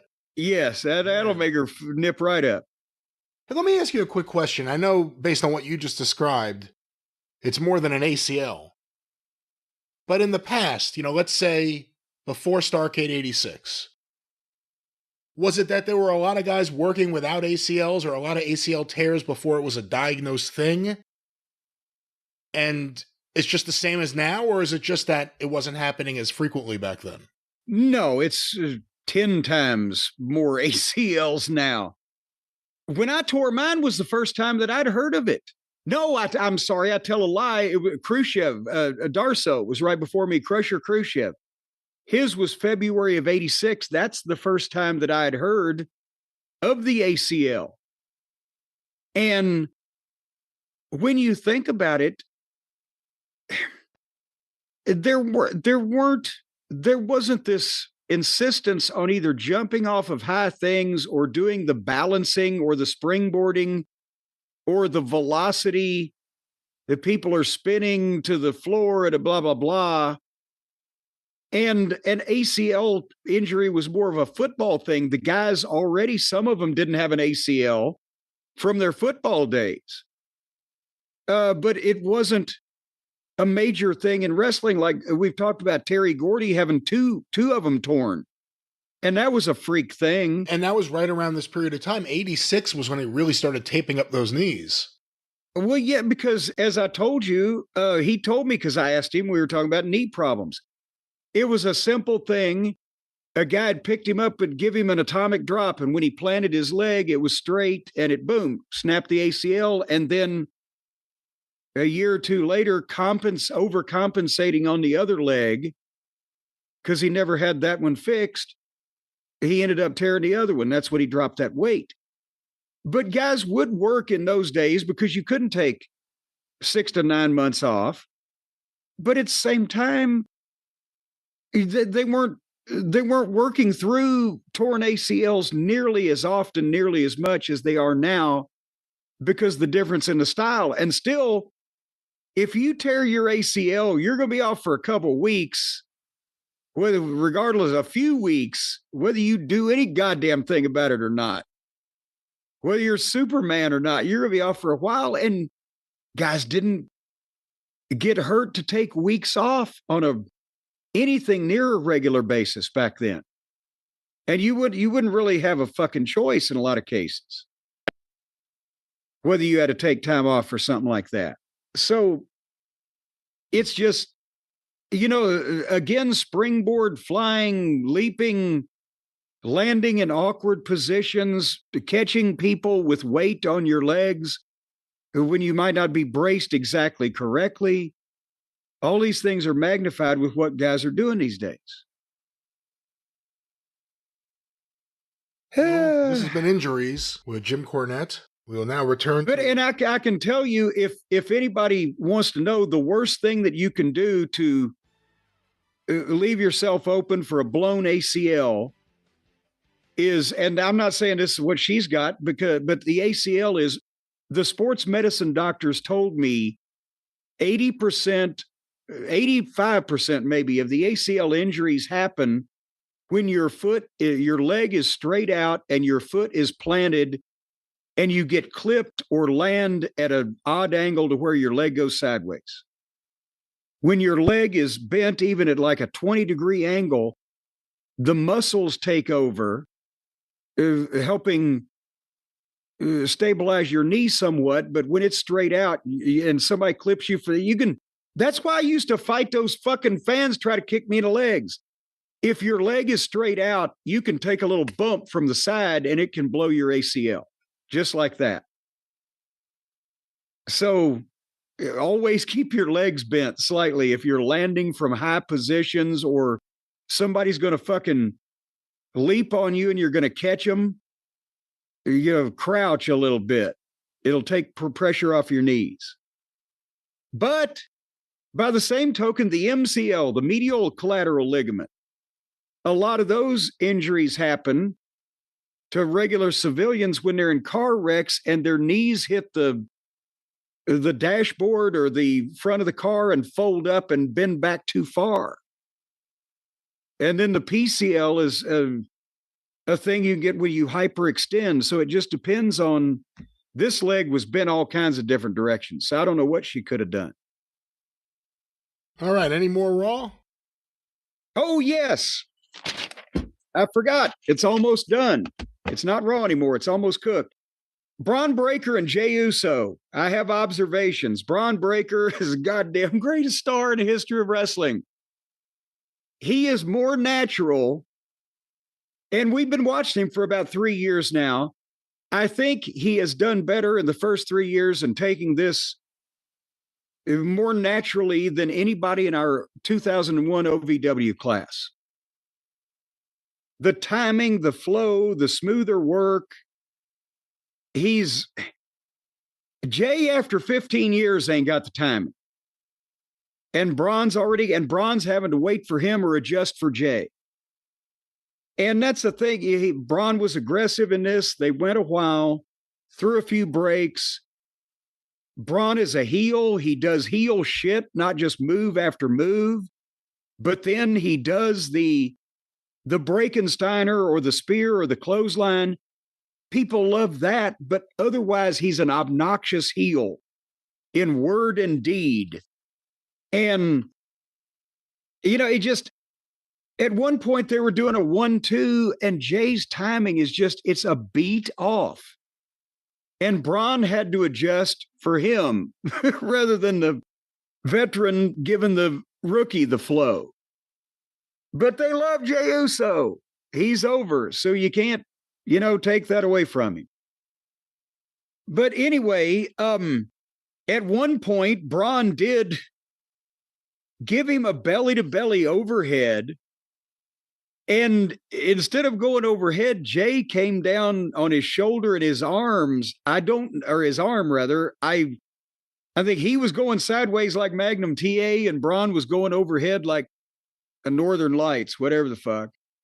But they did some good false finishes with the spear and the Breakensteiner, and finally Paul actually did something. Paul drew Jey Uso's attention, and Braun got the chair, and then Paul had to referee, but Jay kicked Braun, and he lost the chair, and Braun went to the floor, and when Uso hit the ropes to dive on him, Paul pulled his leg. And that's the most physical that poor old Paul's been in years now. I hope that they didn't have to brace him with a series of hydraulic braces so his shoulder wouldn't come out of the socket when he did that.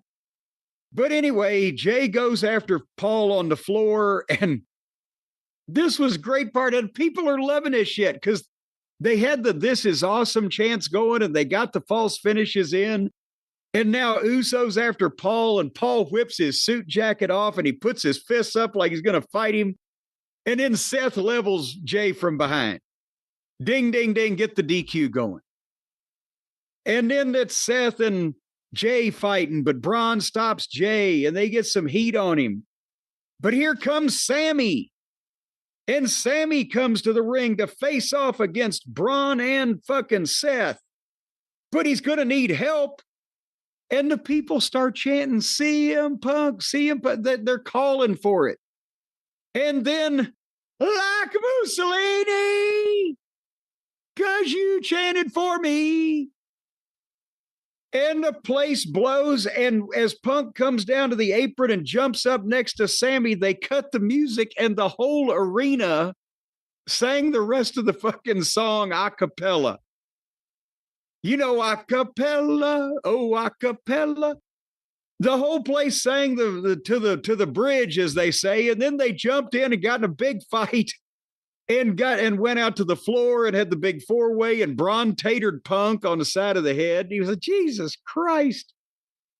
And they fought out into the arena, and the people are going crazy, and it's all wild, and this was great. And then Jey Uso gets back to his feet in the ring and goes, well, where'd everybody go? And he turns around, and Logan Paul's in the ring and knocks him out. And scene. So the last 5 minutes was just swell.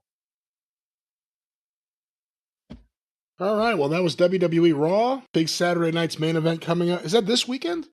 That is Saturday night's main event on Saturday and Sunday's hangover from AEW on Sunday. Double or nothing Sunday. I'll take nothing. Which show do you think will be better? Are you kidding? It depends on Anarchy in the Arena. This could be the one that's finally good. No, it depends on what you're looking for. If you're looking for hours upon hours upon hours of self-indulgent marks over and over masturbating and filleting themselves in front of a small to mid-sized crowd and pretending to be superstars, then you're going to go with AEW. And if you're looking for actual legitimate superstars to come out and do the bare minimum for the shortest amount of time, then you're headed over to Saturday night's main event, baby. So what do you think? Should we go feast or famine? I think it may be feast and famine this weekend, and of course we'll have that next week here on the show. Hello, it is Ryan, and we could all use an extra bright spot in our day, couldn't we? Just to make up for things like sitting in traffic, doing the dishes, counting your steps, all the mundane stuff. That is why I'm such a big fan of Chumba Casino. Chumba Casino has all your favorite social casino-style games that you can play for free anytime, anywhere with daily bonuses. That should brighten your day a little. Actually, a lot. So sign up now at ChumbaCasino.com. That's ChumbaCasino.com. No purchase necessary. VGW Group. Void where prohibited by law. See terms and conditions. 18+. Jim, of course, that means it's time to move on. And as we move on here with the show, I have some audio. Let's stay on the topic of WWE. I have some audio that a lot of listeners sent over in the last week, and I think it was because different parts of it went viral at different points. Oh, is this again our favorite old married couple are having fusses again? And I've got people tweeting me this like crazy. So I'm glad you brought it up so we can put this to rest. We've talked about Dave Meltzer and Brian Alvarez's discussions / arguments about AEW booking in the past, but now it's spread to WWE. Let's see who we agree with. Again, a lot of people sending this over. It's from F4W Online's YouTube channel. Is Solo Sikoa being booked well?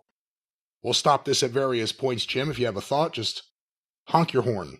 Unlike if Dave and Brian have a thought, it dies of loneliness. Running down, and then JC and him got in a brawl, and Nick Aldis comes out, and he signed them to an impromptu match.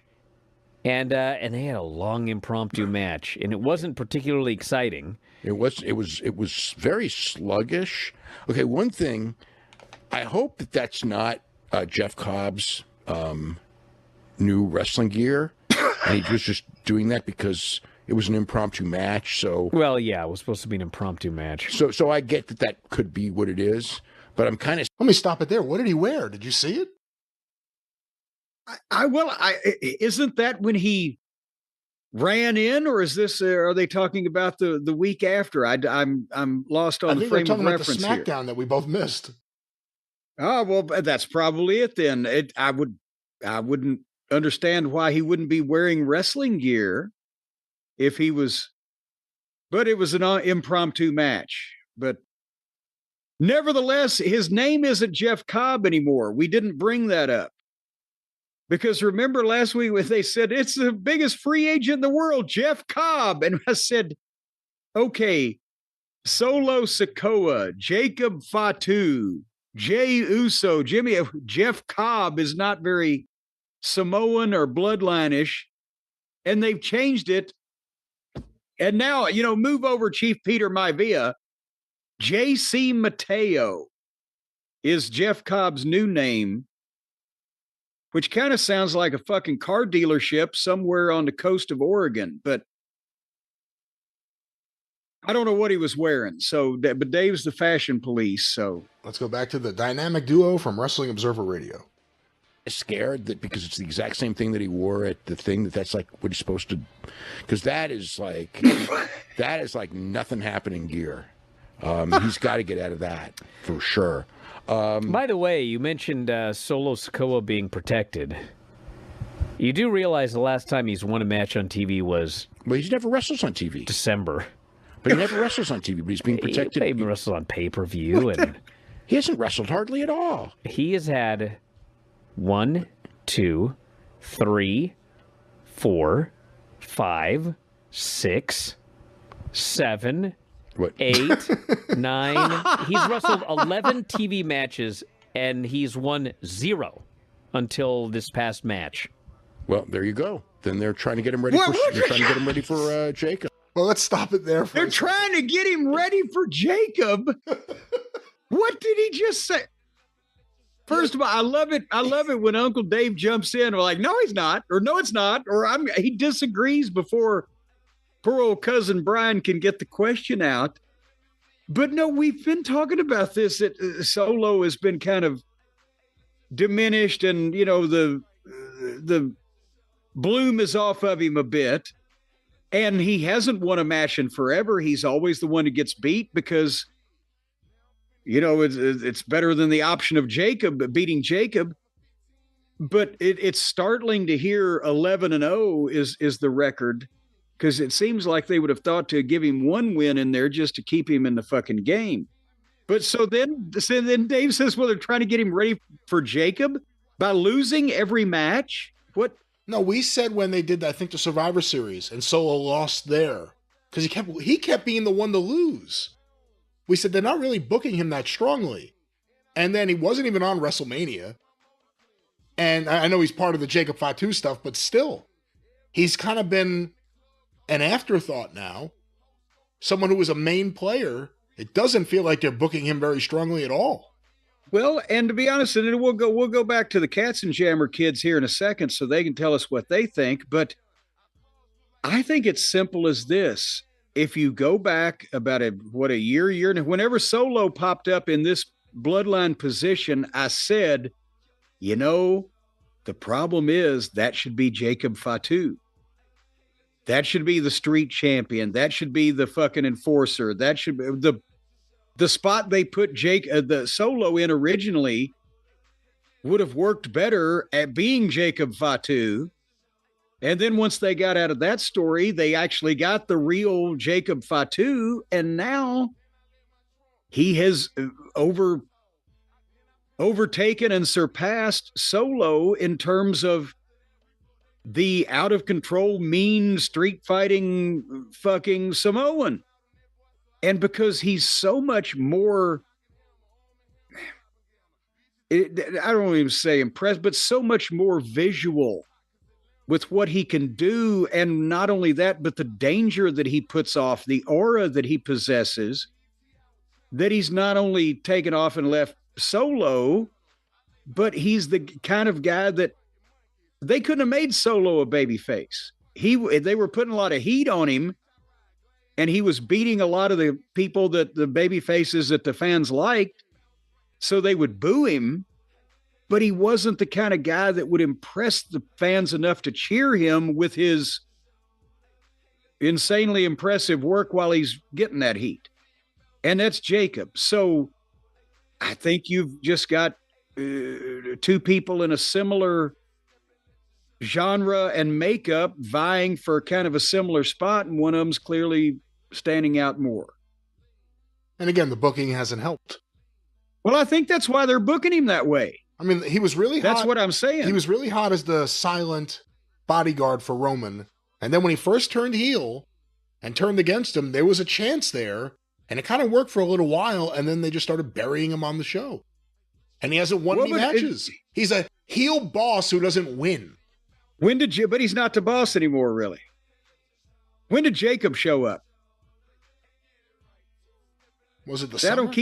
I don't keep these dates, but I think that Solo's perpendicular fall in booking can be directly attributed to Jacob Fatu's arrival and subsequent ascension.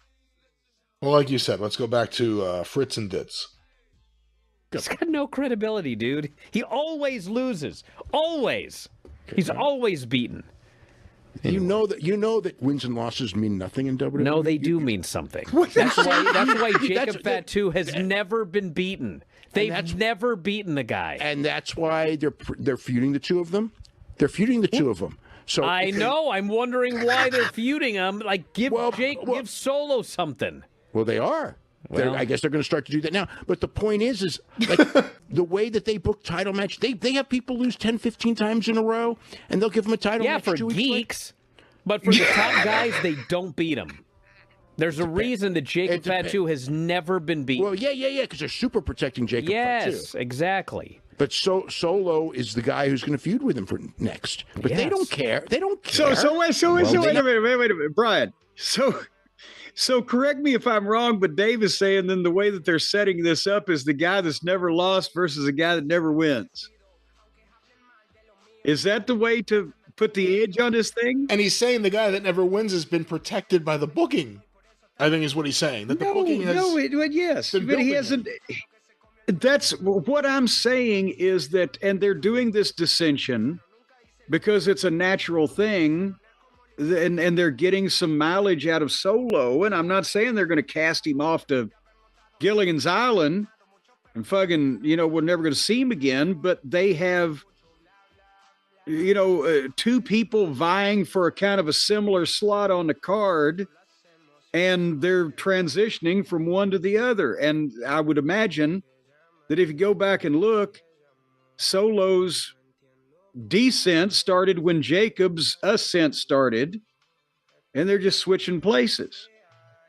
But to say that they're protecting Solo in any way or this is ridiculous. They're not protecting him. They're winding him down. Let's go back to Dave Meltzer and Brian Alvarez discussing Solo Sikoa's booking. You should. If you want people to care about it, they didn't care about that ladder match.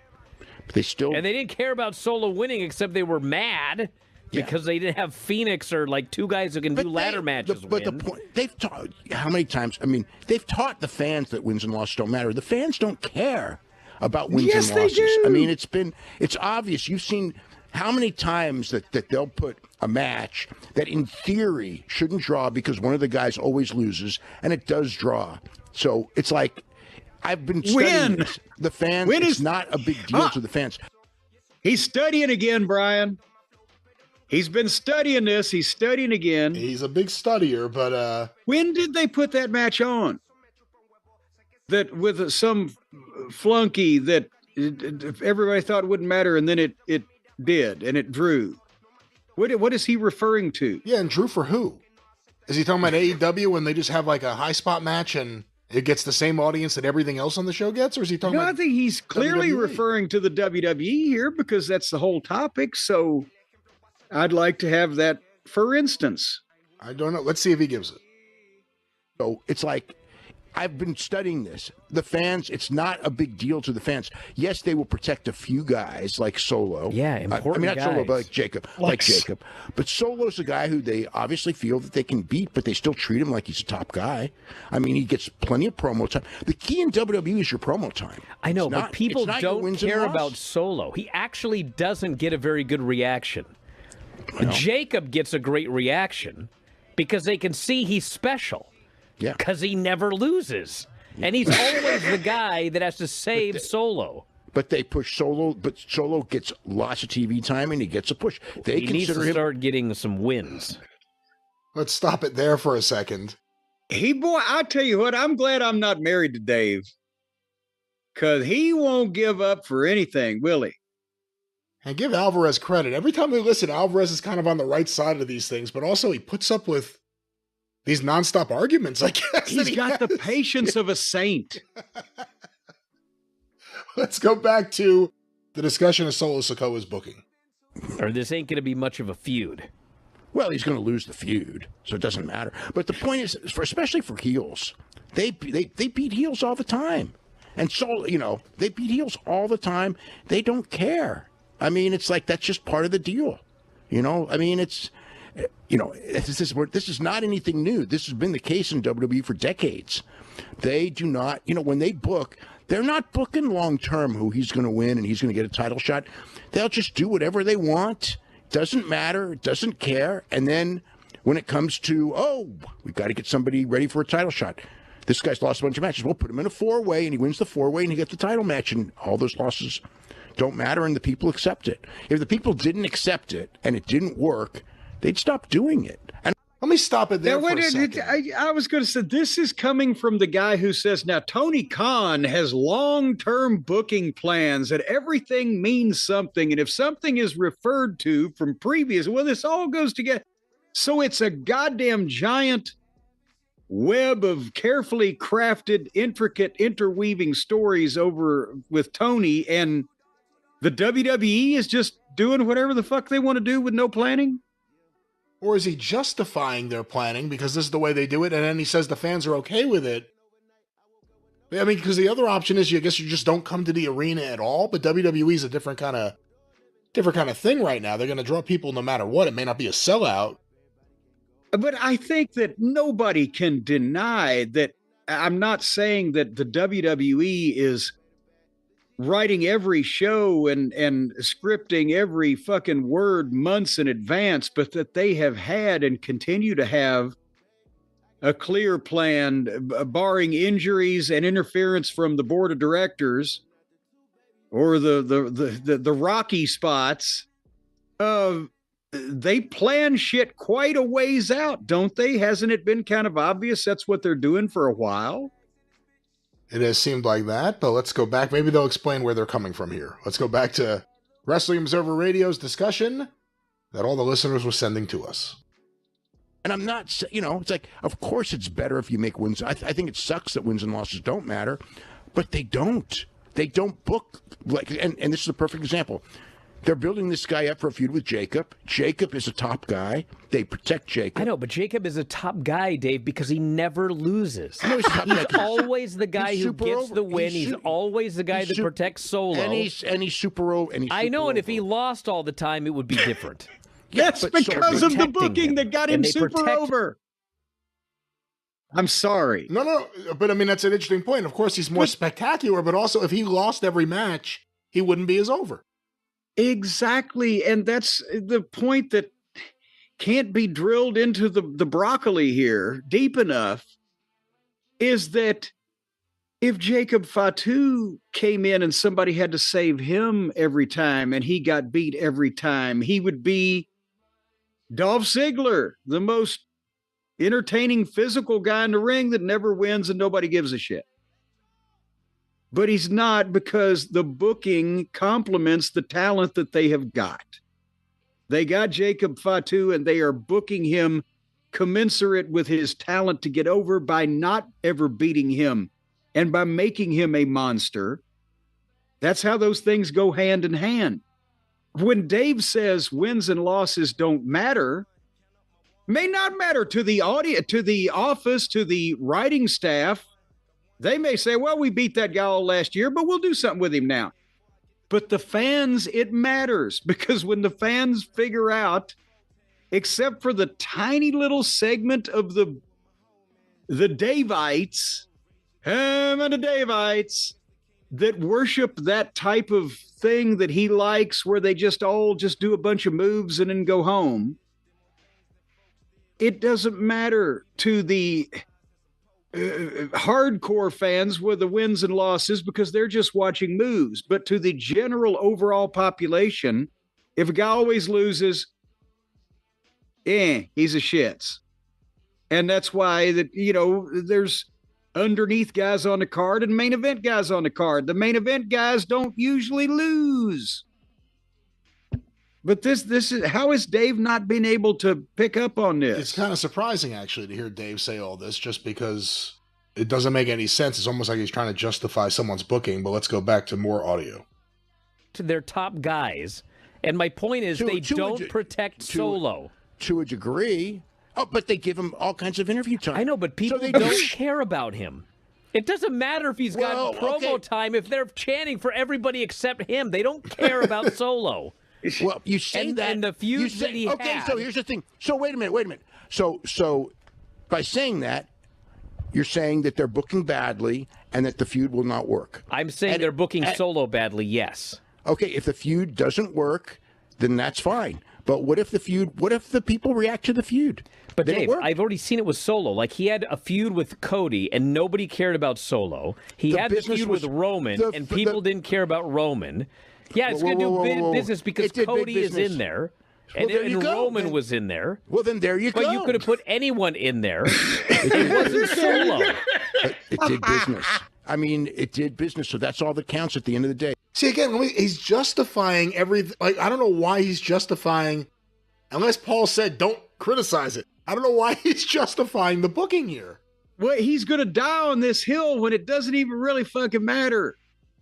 But the thing is, yes, Alvarez is correct. If you put Solo or anybody else in with a big star, it'll do some kind of fucking business, but it's not going to be the main event at WrestleMania. And they're talking about this feud, this rivalry. I am thinking that at some point, Solo and Jacob will have a breakup and they will do 3 or 4 weeks of television, of interaction or whatever, and they'll have a match and Jacob will win it. And that's going to be that rivalry. I don't think this is a multi-match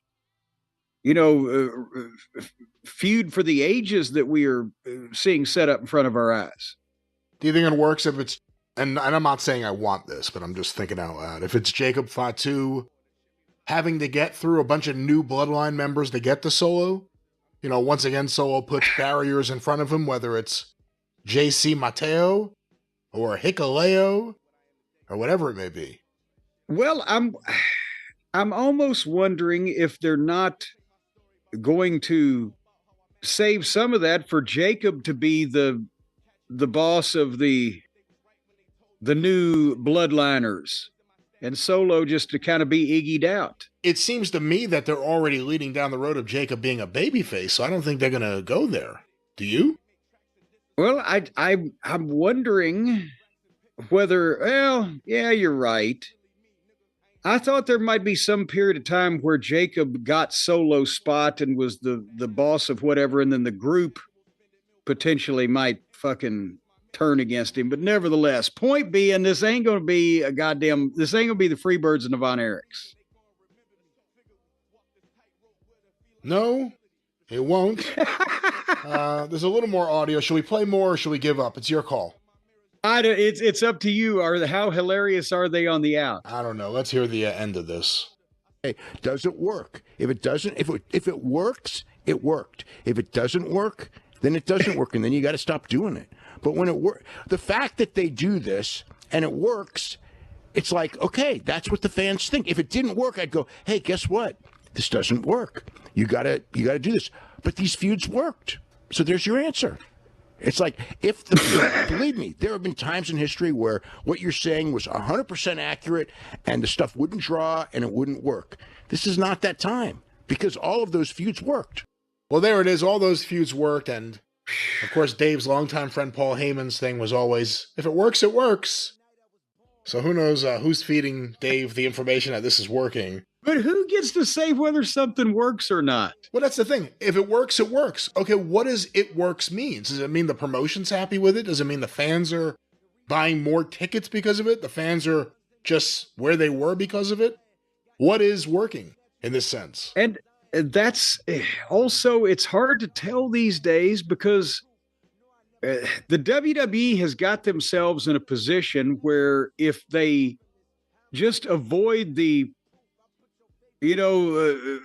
bunch of guys going out and dropping their pants, taking a shit in the middle of the ring, people will enjoy it live. You can see that they're singing along with entrances and standing and watching guys do stand-up without the comedy for 20 minutes at a time. So it's not like they're going to riot and set seats on fire if, matches are a little bleh, because they're apparently having fun. But at what point is it just, we got to see something here for our money between the prices and everything else? I don't know. Well, that's the WWE section of the show today, and that's the review of Meltzer and Alvarez once again disagreeing, and once again we're on the side of Brian Alvarez here. But Jim, after a discussion like that, whether you're Brian Alvarez or just the average person with ears, you may start thinking about tonight's sleep, or just going to sleep right now. Imagine if you had a comfortable bed right now, right in front of you, a bed from our friends at Helix Sleep. Well, imagine, let's say you have narcolepsy, or you've been bitten by a tsetse fly during an excursion to the South Sea Islands, and you've got some kind of sleeping sickness. And what you need to do, folks, is you need to put a mattress in every room of your house. That way, if you just happen to nod off right in the middle of a conversation, let's say, let's say you just happen to nod off right in the middle of a conversation. Let's say you just happen to nod off right in the middle of a conversation and you're going to fall. But you want to fall on a Helix Sleep mattress because that way you can get a good night's sleep or a good day's sleep, whatever day or time that it happens to be. It could be afternoon. It could be morning. Sometimes these things just happen, Brian. Just like that. Jody Hamilton used to nod off and go to sleep and snore in the WCW offices at the, what was it, the North Tower or the South Tower? I get my directions confused now. And they had to give him a corner office with a door that they could shut because when he was in the cubicle, you could hear him all over the floor. See, now, if he'd have had a Helix mattress in that cubicle where he could have laid down flat instead of sitting at his desk and snoring, well, it would have saved everybody a lot of trouble. They wouldn't have had to move his file cabinet. You see what I'm saying, Brian? Not exactly. Although, they say that Thomas Edison liked to just take a nap wherever he was. It didn't matter. He would just lay down on the ground and start sleeping. Imagine if he had a Helix sleep mattress everywhere, including Jody Hamilton's cubicle. Well, that's true. And my Uncle Harold, he had a similar habit. He just liked to take a shit wherever he happened to be. Of course, that was a lot more unwieldy, and it made him a lot less popular than if you just wanted to take a nap wherever you might happen to be. But yeah, I'll tell you what, poor Aunt Beulah had to carry a bucket around and some towels everywhere she went. But folks, if you would like to fall into a lovely night's sleep, well, it's not an accident. You don't have to be thrown. You can just fling your own self onto a Helix sleep mattress, and it'll help you with the snoring. They got the special mattresses, Brian, where if you snore, well, they'll give you a mattress that's specifically tailored and manufactured to help you not snore. As a matter of fact, it has a little indentation there. You just stick your face in it. And then you put a strap on the back and your head is stuck in there. And even if you do snore, they can't hear it in the next room. Not Helix. Helix has no strap-on mattresses, ladies and gentlemen, but you can strap on. What kind of strap-ons do they have? Let's talk about sleep, which we would all like to be in right now. Let's sleep. Well, with speaking of being in things, let's say you're in pain. Let's say you got back pain. Well, they've got a variety of mattresses that can help you with your various sacroiliac issues. They got firm ones, they got soft ones, they got ones that fold up like a peanut butter and jelly sandwich. And boy, I'll tell you what, sleep apnea, you want some of that? They got one that can give you that. No, I'm sorry. That's what you want taken away from you. Please. You don't want the sleep apnea. You want to get, well, they have something that will help with your sleep apnea. I thought it was a positive thing, but it's a negative thing. And if you're sleeping too hot, you're sweating. Overnight, you're sweating, Brian, up there in New Jersey, sweating. Well, they've got mattresses that can cool you. You touch these things, it's like laying your hand on an air conditioner.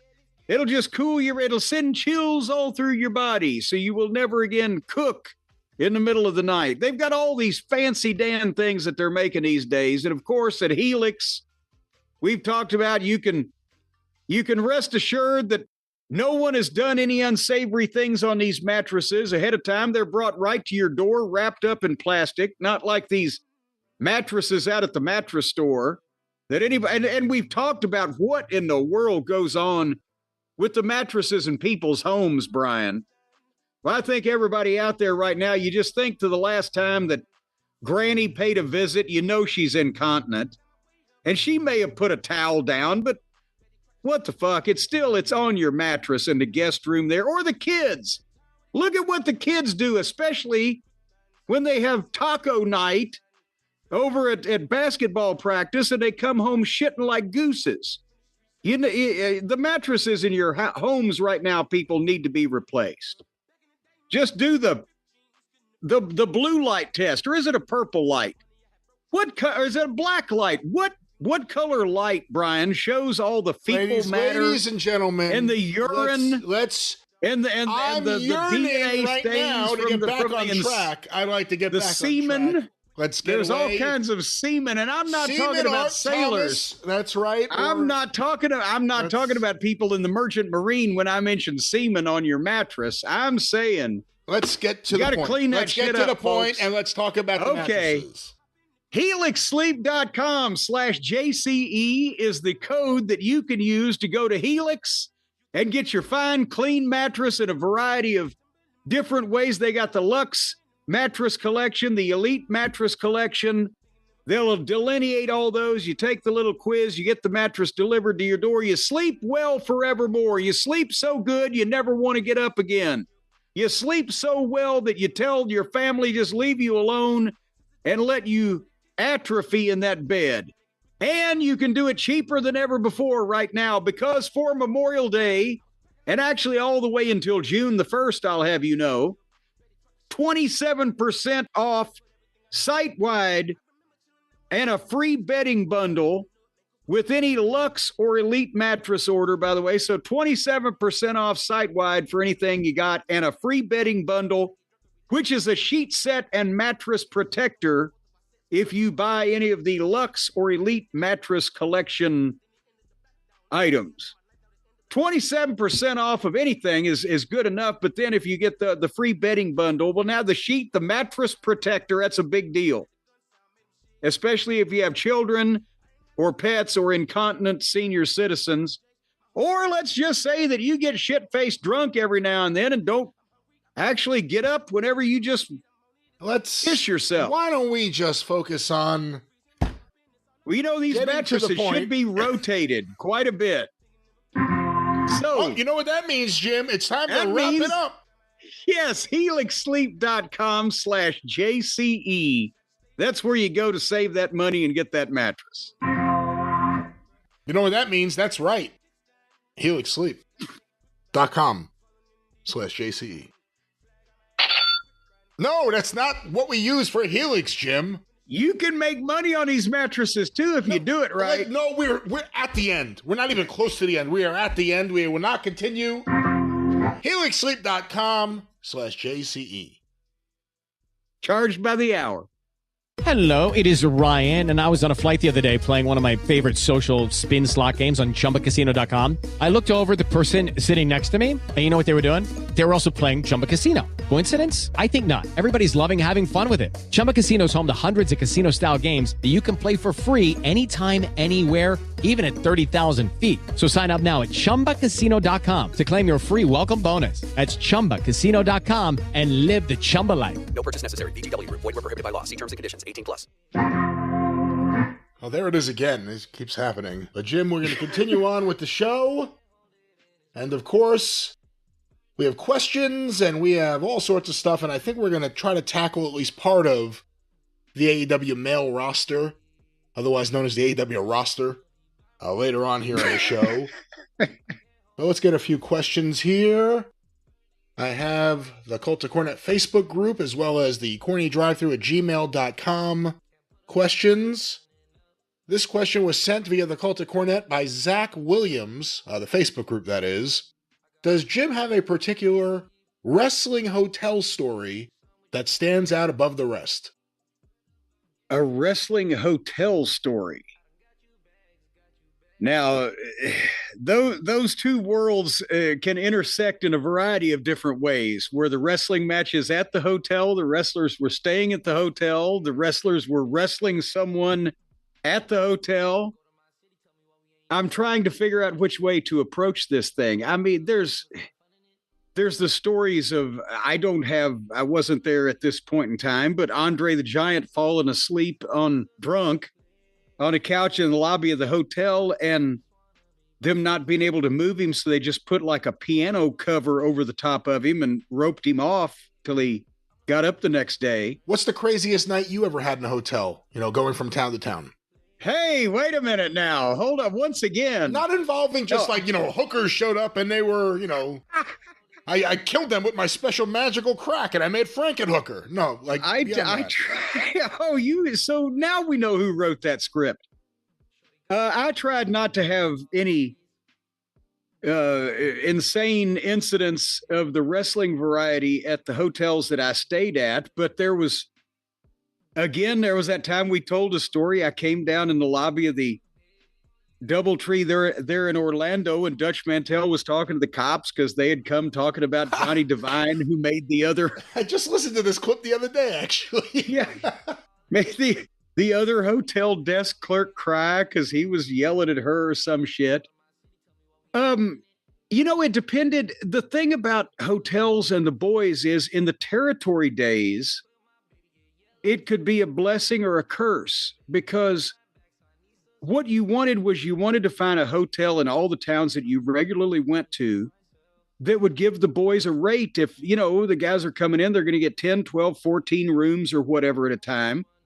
And also, if the if the manager was, cool, then you could get late checkout, right? Because usually you had to check out of a hotel at noon. Well, what if you're at the goddamn building that night? You got to be there at 6:30, 7 o'clock. What are you going to do all day? So the regular hotels would give late checkouts to the boys, or, just say you're with Crockett Promotions or World Class Wrestling or whatever. But then invariably, the boys would then turn around and fuck it up. You find a place that gives you a rate, has a good restaurant, a late checkout, whatever the fuck. And some of the guys would do whatever the boys do. And, then you'd have to go around and find other places. So that used to be a thing when you went to a new territory. Every time you went to one of the towns for the first time, you asked the guys, where the fuck, where do we stay? And where's the rate? But sometimes that bites you in the ass. I've told the story about the time that me and the Midnight and Dick Murdoch ended up in that the airliner motel at the other Chicago airport, Midway, 40 years ago, when it wasn't as nice as that area as it is today. But there was another time when we first went to work for Crockett in 85, and we were booked in Charleston, West Virginia on the Atlanta tours, right? They'd go to Charleston and the Michigan towns, Saginaw, Lansing, Ohio, whatever. So guess who we asked? Where do we stay in Charleston, West Virginia? Black Bart. That was our first mistake. He said, you got to stay at Smiley's Motel. They've got a buffet and everything. Smiley's Motel. But I'm like, well, that's Charleston, West Virginia. But goddamn, so we get him in the rental car, and he's, oh yeah, you get off this exit. He takes us out of downtown Charleston, and it's right on the side of the river there. And I can remember Smiley's Motel, and the sign said buffet on the other side. And this fucking joint, I don't think there was but one working light bulb in my room. And we got there too late to go to the buffet. And by the time that the goddamn matches were over and we got back there, the buffet was closed. So the buffet was a non-entity, as I recall. But all night, there was somebody, not the boys, in the next room to me, arguing. Guys, not men and women, domestic things, but there were guys, they were there arguing or yelling, or every once in a while something would crash into the fucking wall and the picture over the head of my bed would shake. And I'm like, what the fuck? So never take hotel recommendations from Black Bart.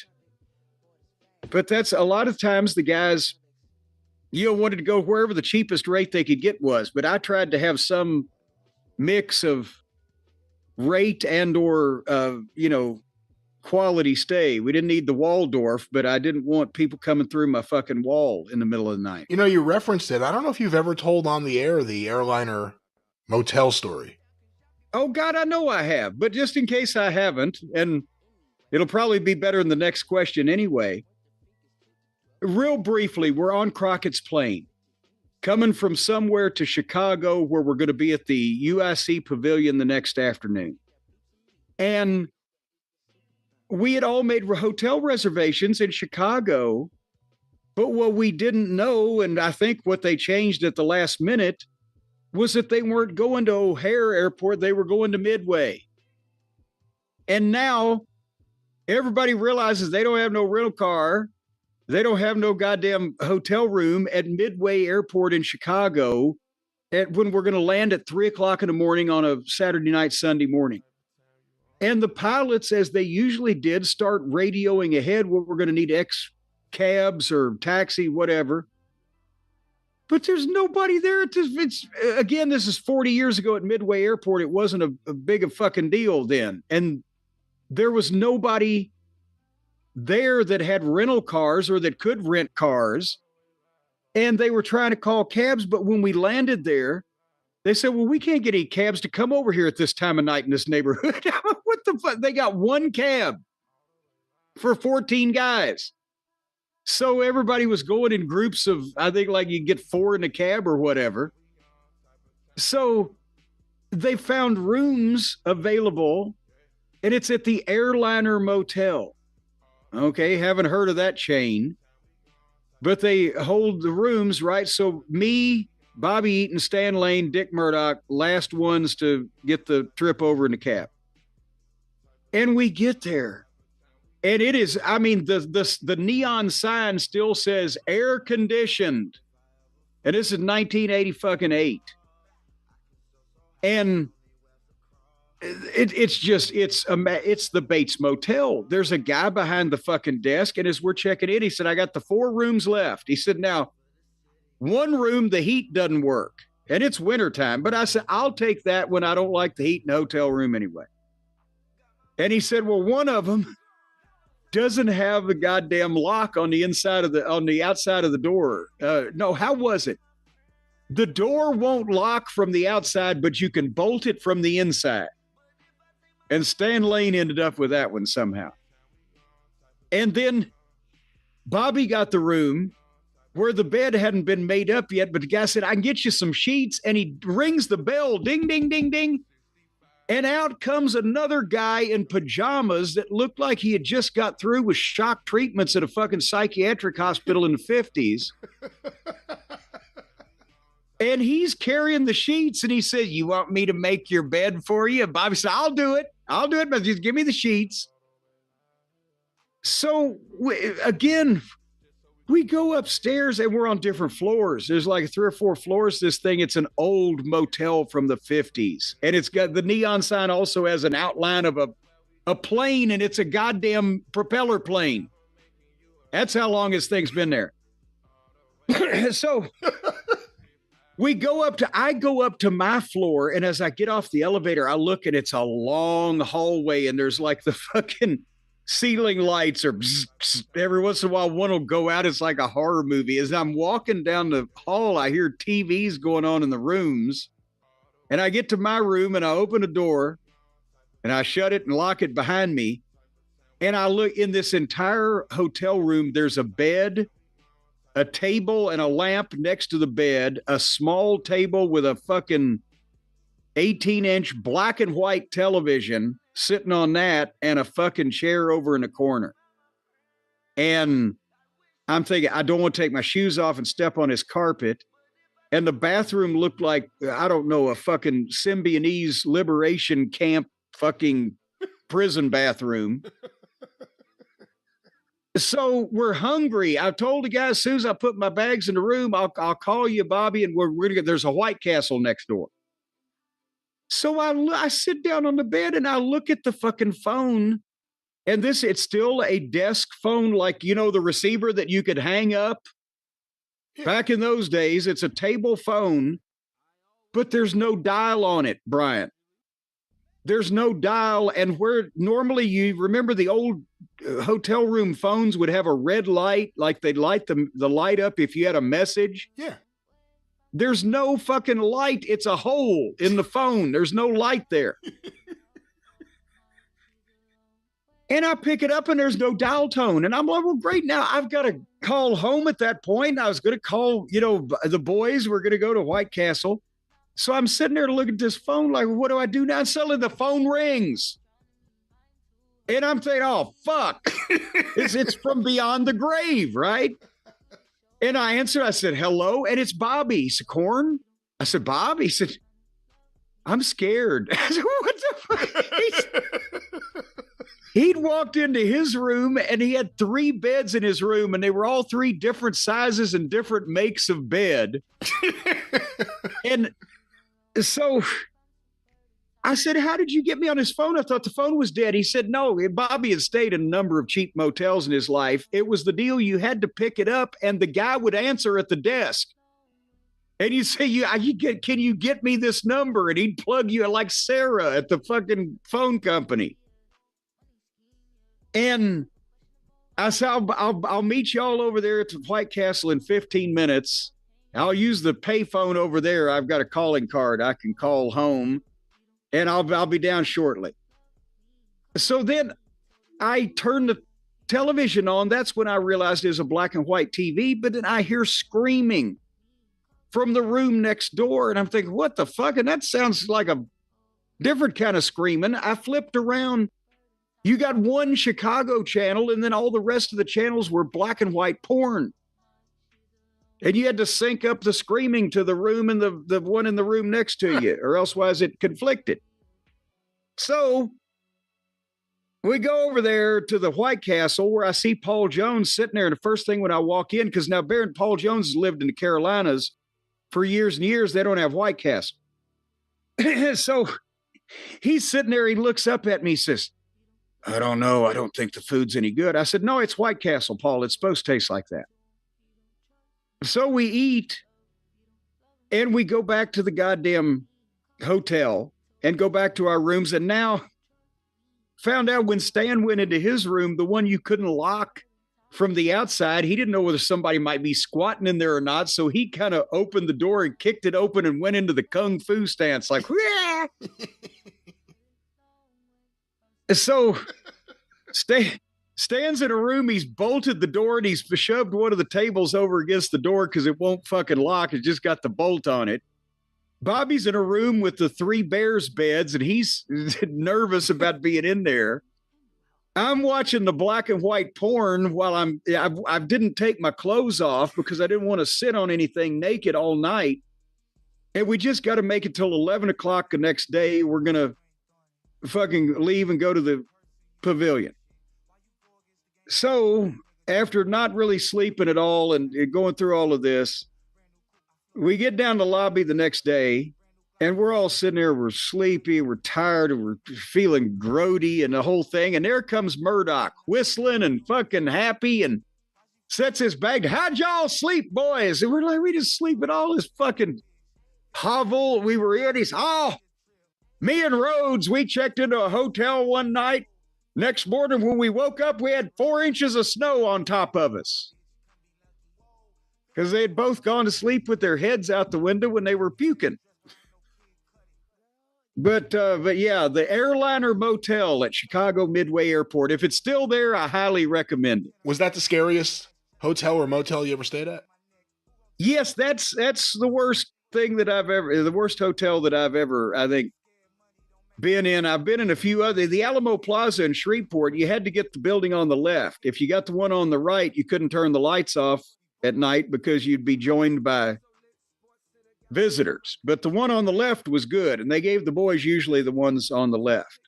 I think it was $20 in 1984 for the Alamo, and they let the boys, Nikolai Volkov and Crusher Darso, and who the fuck else was it? It might have been Jerry Gray. I can't remember. But there was a room over the front office that you just went right up the stairs and it had 3 beds in it. So they would get the 3 beds and they'd split. It was $7 each. But there you go. Well, that certainly ended the story with some hotel fear, I guess. And one way. Jim, let's get another question here. This one was sent via the Cult of Cornet Facebook group by Leonard Hayhurst. Jim did commentary on Superstars in 1997 with Jim Ross, as that show was limping to a close. It was once the flagship WWF show. What does Jim remember of how the show was being treated at the time, and did they know the last episode was going to be the last episode in advance? I don't remember about that because at the point of 1997, they were concentrating on Raw and on cable, and they still had TV syndication on the local stations, but it was less important than it had been previously because, as I said, they were putting all their eggs in the Raw basket. And syndication still existed to have the presence on local television so they could put in the local promos for when they came to Louisville or St. Louis or wherever the case may be. And WWF Superstars, as he mentioned, was the flagship. And what was it? It was Superstars was the A syndicated show. Was it then? It was Superstars. Where was Wrestling Challenge? Superstars and Wrestling Challenge. Wrestling Challenge was B, and like in New York, Superstars aired on Saturday with Vince McMahon and Jesse Ventura, previously Bruno Sammartino, on there too. And then Sunday was Challenge with Monsoon and Heenan. Right. And then they ended up with another syndicated show for a while there, but point being, in the early 2000s, they finally limped out, but the shows were still there. But what they did was they shot at one point before they went to live Raw every week, you would do a pay-per-view on Sunday. Then on Monday, you would tape 4 one-hour Raw episodes in some building. In Tuesday, you would tape 4 Superstars of Wrestling 1-hour syndicated shows in some other arena. And then Wednesday, you would do 4 episodes of Wrestling Challenge. And around that, you would also do the Coliseum home video exclusives and other shit, right? Well, then, as things started gradually switching, because that was hard enough to keep track of, and you were doing entire months of TV at a time, then the syndicated shows started becoming less important on their own, and they were shot around the big tapings. So let's say you did a live 2-hour Raw on Monday, you do syndicated TV matches around it, and a taped 2-hour Raw for the following week on Tuesday, and you do other syndicated matches around it. So the bottom line is they put these things together in post just with matches, and they'd plug in the interviews and they'd get it ready. And then JR and I, or whoever the announcers were, would go to the studio and voice the thing over like we were there in the arena. And that's why you would get on cameras with the announcers in one of the earlier matches. The cameras would come over and just catch the announcers sitting at ringside for a cutaway. Or you might do one little billboard spot just to prove you were in the arena. And then you'd go sit in the fucking back and they'd shoot the rest of the stuff, and then you'd do it in post. And that also led to problems when people weren't available and you had to switch announcers. You had to, the other announcer sitting across the ring in some of the shots, and obviously he wasn't doing any of the talking. But I liked that because I liked doing announcing. And with JR, it was so easy. So whatever morning it was, I came, if it was Thursday morning, we would be at the studio at like 10 o'clock, and we'd voice over Superstars, and then we'd take a 15-minute break, and then we would do, goddamn, the other show we were doing at the time, which might have been International Heat, or might have been WWF New York, or might have been whatever, but we did 2 shows every week for a while that were in syndication somewhere. And that was the easiest part of my fucking week. If I did it with somebody else that wasn't Jim Ross, then they always constantly had to stop and fucking pick up a line or go back or whatever. And it took for fucking ever. And I mentioned when I was doing rehearsals with Shane, and later on I did some on-air stuff with Shane on these syndicated, it would take 3-4 hours. But JR and I could sit down and just say, roll the fucking tape, and we would call it live, and we'd do the show in 45 minutes. And the only time that Jennifer Good was our producer, the only time that she would stop us is if I accidentally said wrestling. And then she'd say, substitute something else. So I'd go back and weave my way around it without ever, I believe I mentioned, I never said the phrase sports entertainment on television the whole time I worked for the WWF. Never, ever. But otherwise than that, it was nice and easy. With other people, it was somewhat of a chore. But that's what we did, and then they just sent it out everywhere. So by then, there was not a lot of thought being put into those shows. At that point, were they still doing the thing where the commentators would have like a pause and they would put Howard Finkel in to announce the local dates? No, they'd quit doing that by that point, because they did that. They did that in the era where I believe they didn't have as much commercial time or as much commercial leeway in the programs as they did in later years. Because to tell the people what you're talking about, a match would start on the show, and then suddenly the announcers would lay out, and that way Finkel could come in and do a voiceover saying, and World Wrestling Federation action returns to Poughkeepsie at the Mid-Hudson Civic Center on Saturday, November 12th, with all the top stars and blah, blah, blah. Do a 60-second plug, and then get out and you'd pick up the announcing again. But by this point in time, I think the commercial time and regulations were so relaxed that they were just spotting the thing to death in the course of the program. All right, well, that was a good question, and you know what? I know I said we'll get more questions, more next week, because if we're going to do this roster, we better start no time like the present, I guess is the expression. Get it over with. We reviewed the AEW women's roster. We got your thoughts. There was one name that we forgot, because she wasn't on their roster page. Mina Shirakawa. Oh, good. And I can send her along with Yuka Sakazaki. All right. I'm making this note because we are going to, I know you can get the clip on YouTube, folks, of the women's roster, but we are going to recap a lot of this when we get finished sorting things out and see who we got left. Well, let's now get to the AEW men's roster. Of course, this is as listed on the AEW website under AEW roster. So that means that it's almost official. Almost. And we're going to start and get through the first part. This is going to be a lengthy process, and we'll have some type of nervous breakdown if we try to do the whole thing. So we're going to do this in a couple of segments. Well, here are the champions, Jim. The AEW World Champion is Jon Moxley.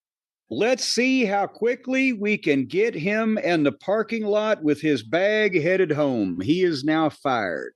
The AEW World Tag Team Champions are the Hurt Syndicate, Bobby Lashley and Benjamin Shelton. And let's put them right over here in the, yes, they are our talent roster and main event level talent at that. The AEW International Champion is Kenny Omega. You know, we said, and by the way, let's do the same premise that we talked about on the women's roster. We're not dealing with, we don't know what a lot of these people's attitudes are or whether they're, space cadets or brain surgeons. Loaded on Kratom. We're not loaded on Kratom. We're not going to go on the booking that has been done to them. We are picking talent based on, if I had a wrestling company, would I want this guy working for me on the roster? And with Kenny, as much as I detest his personality, his wrestling style,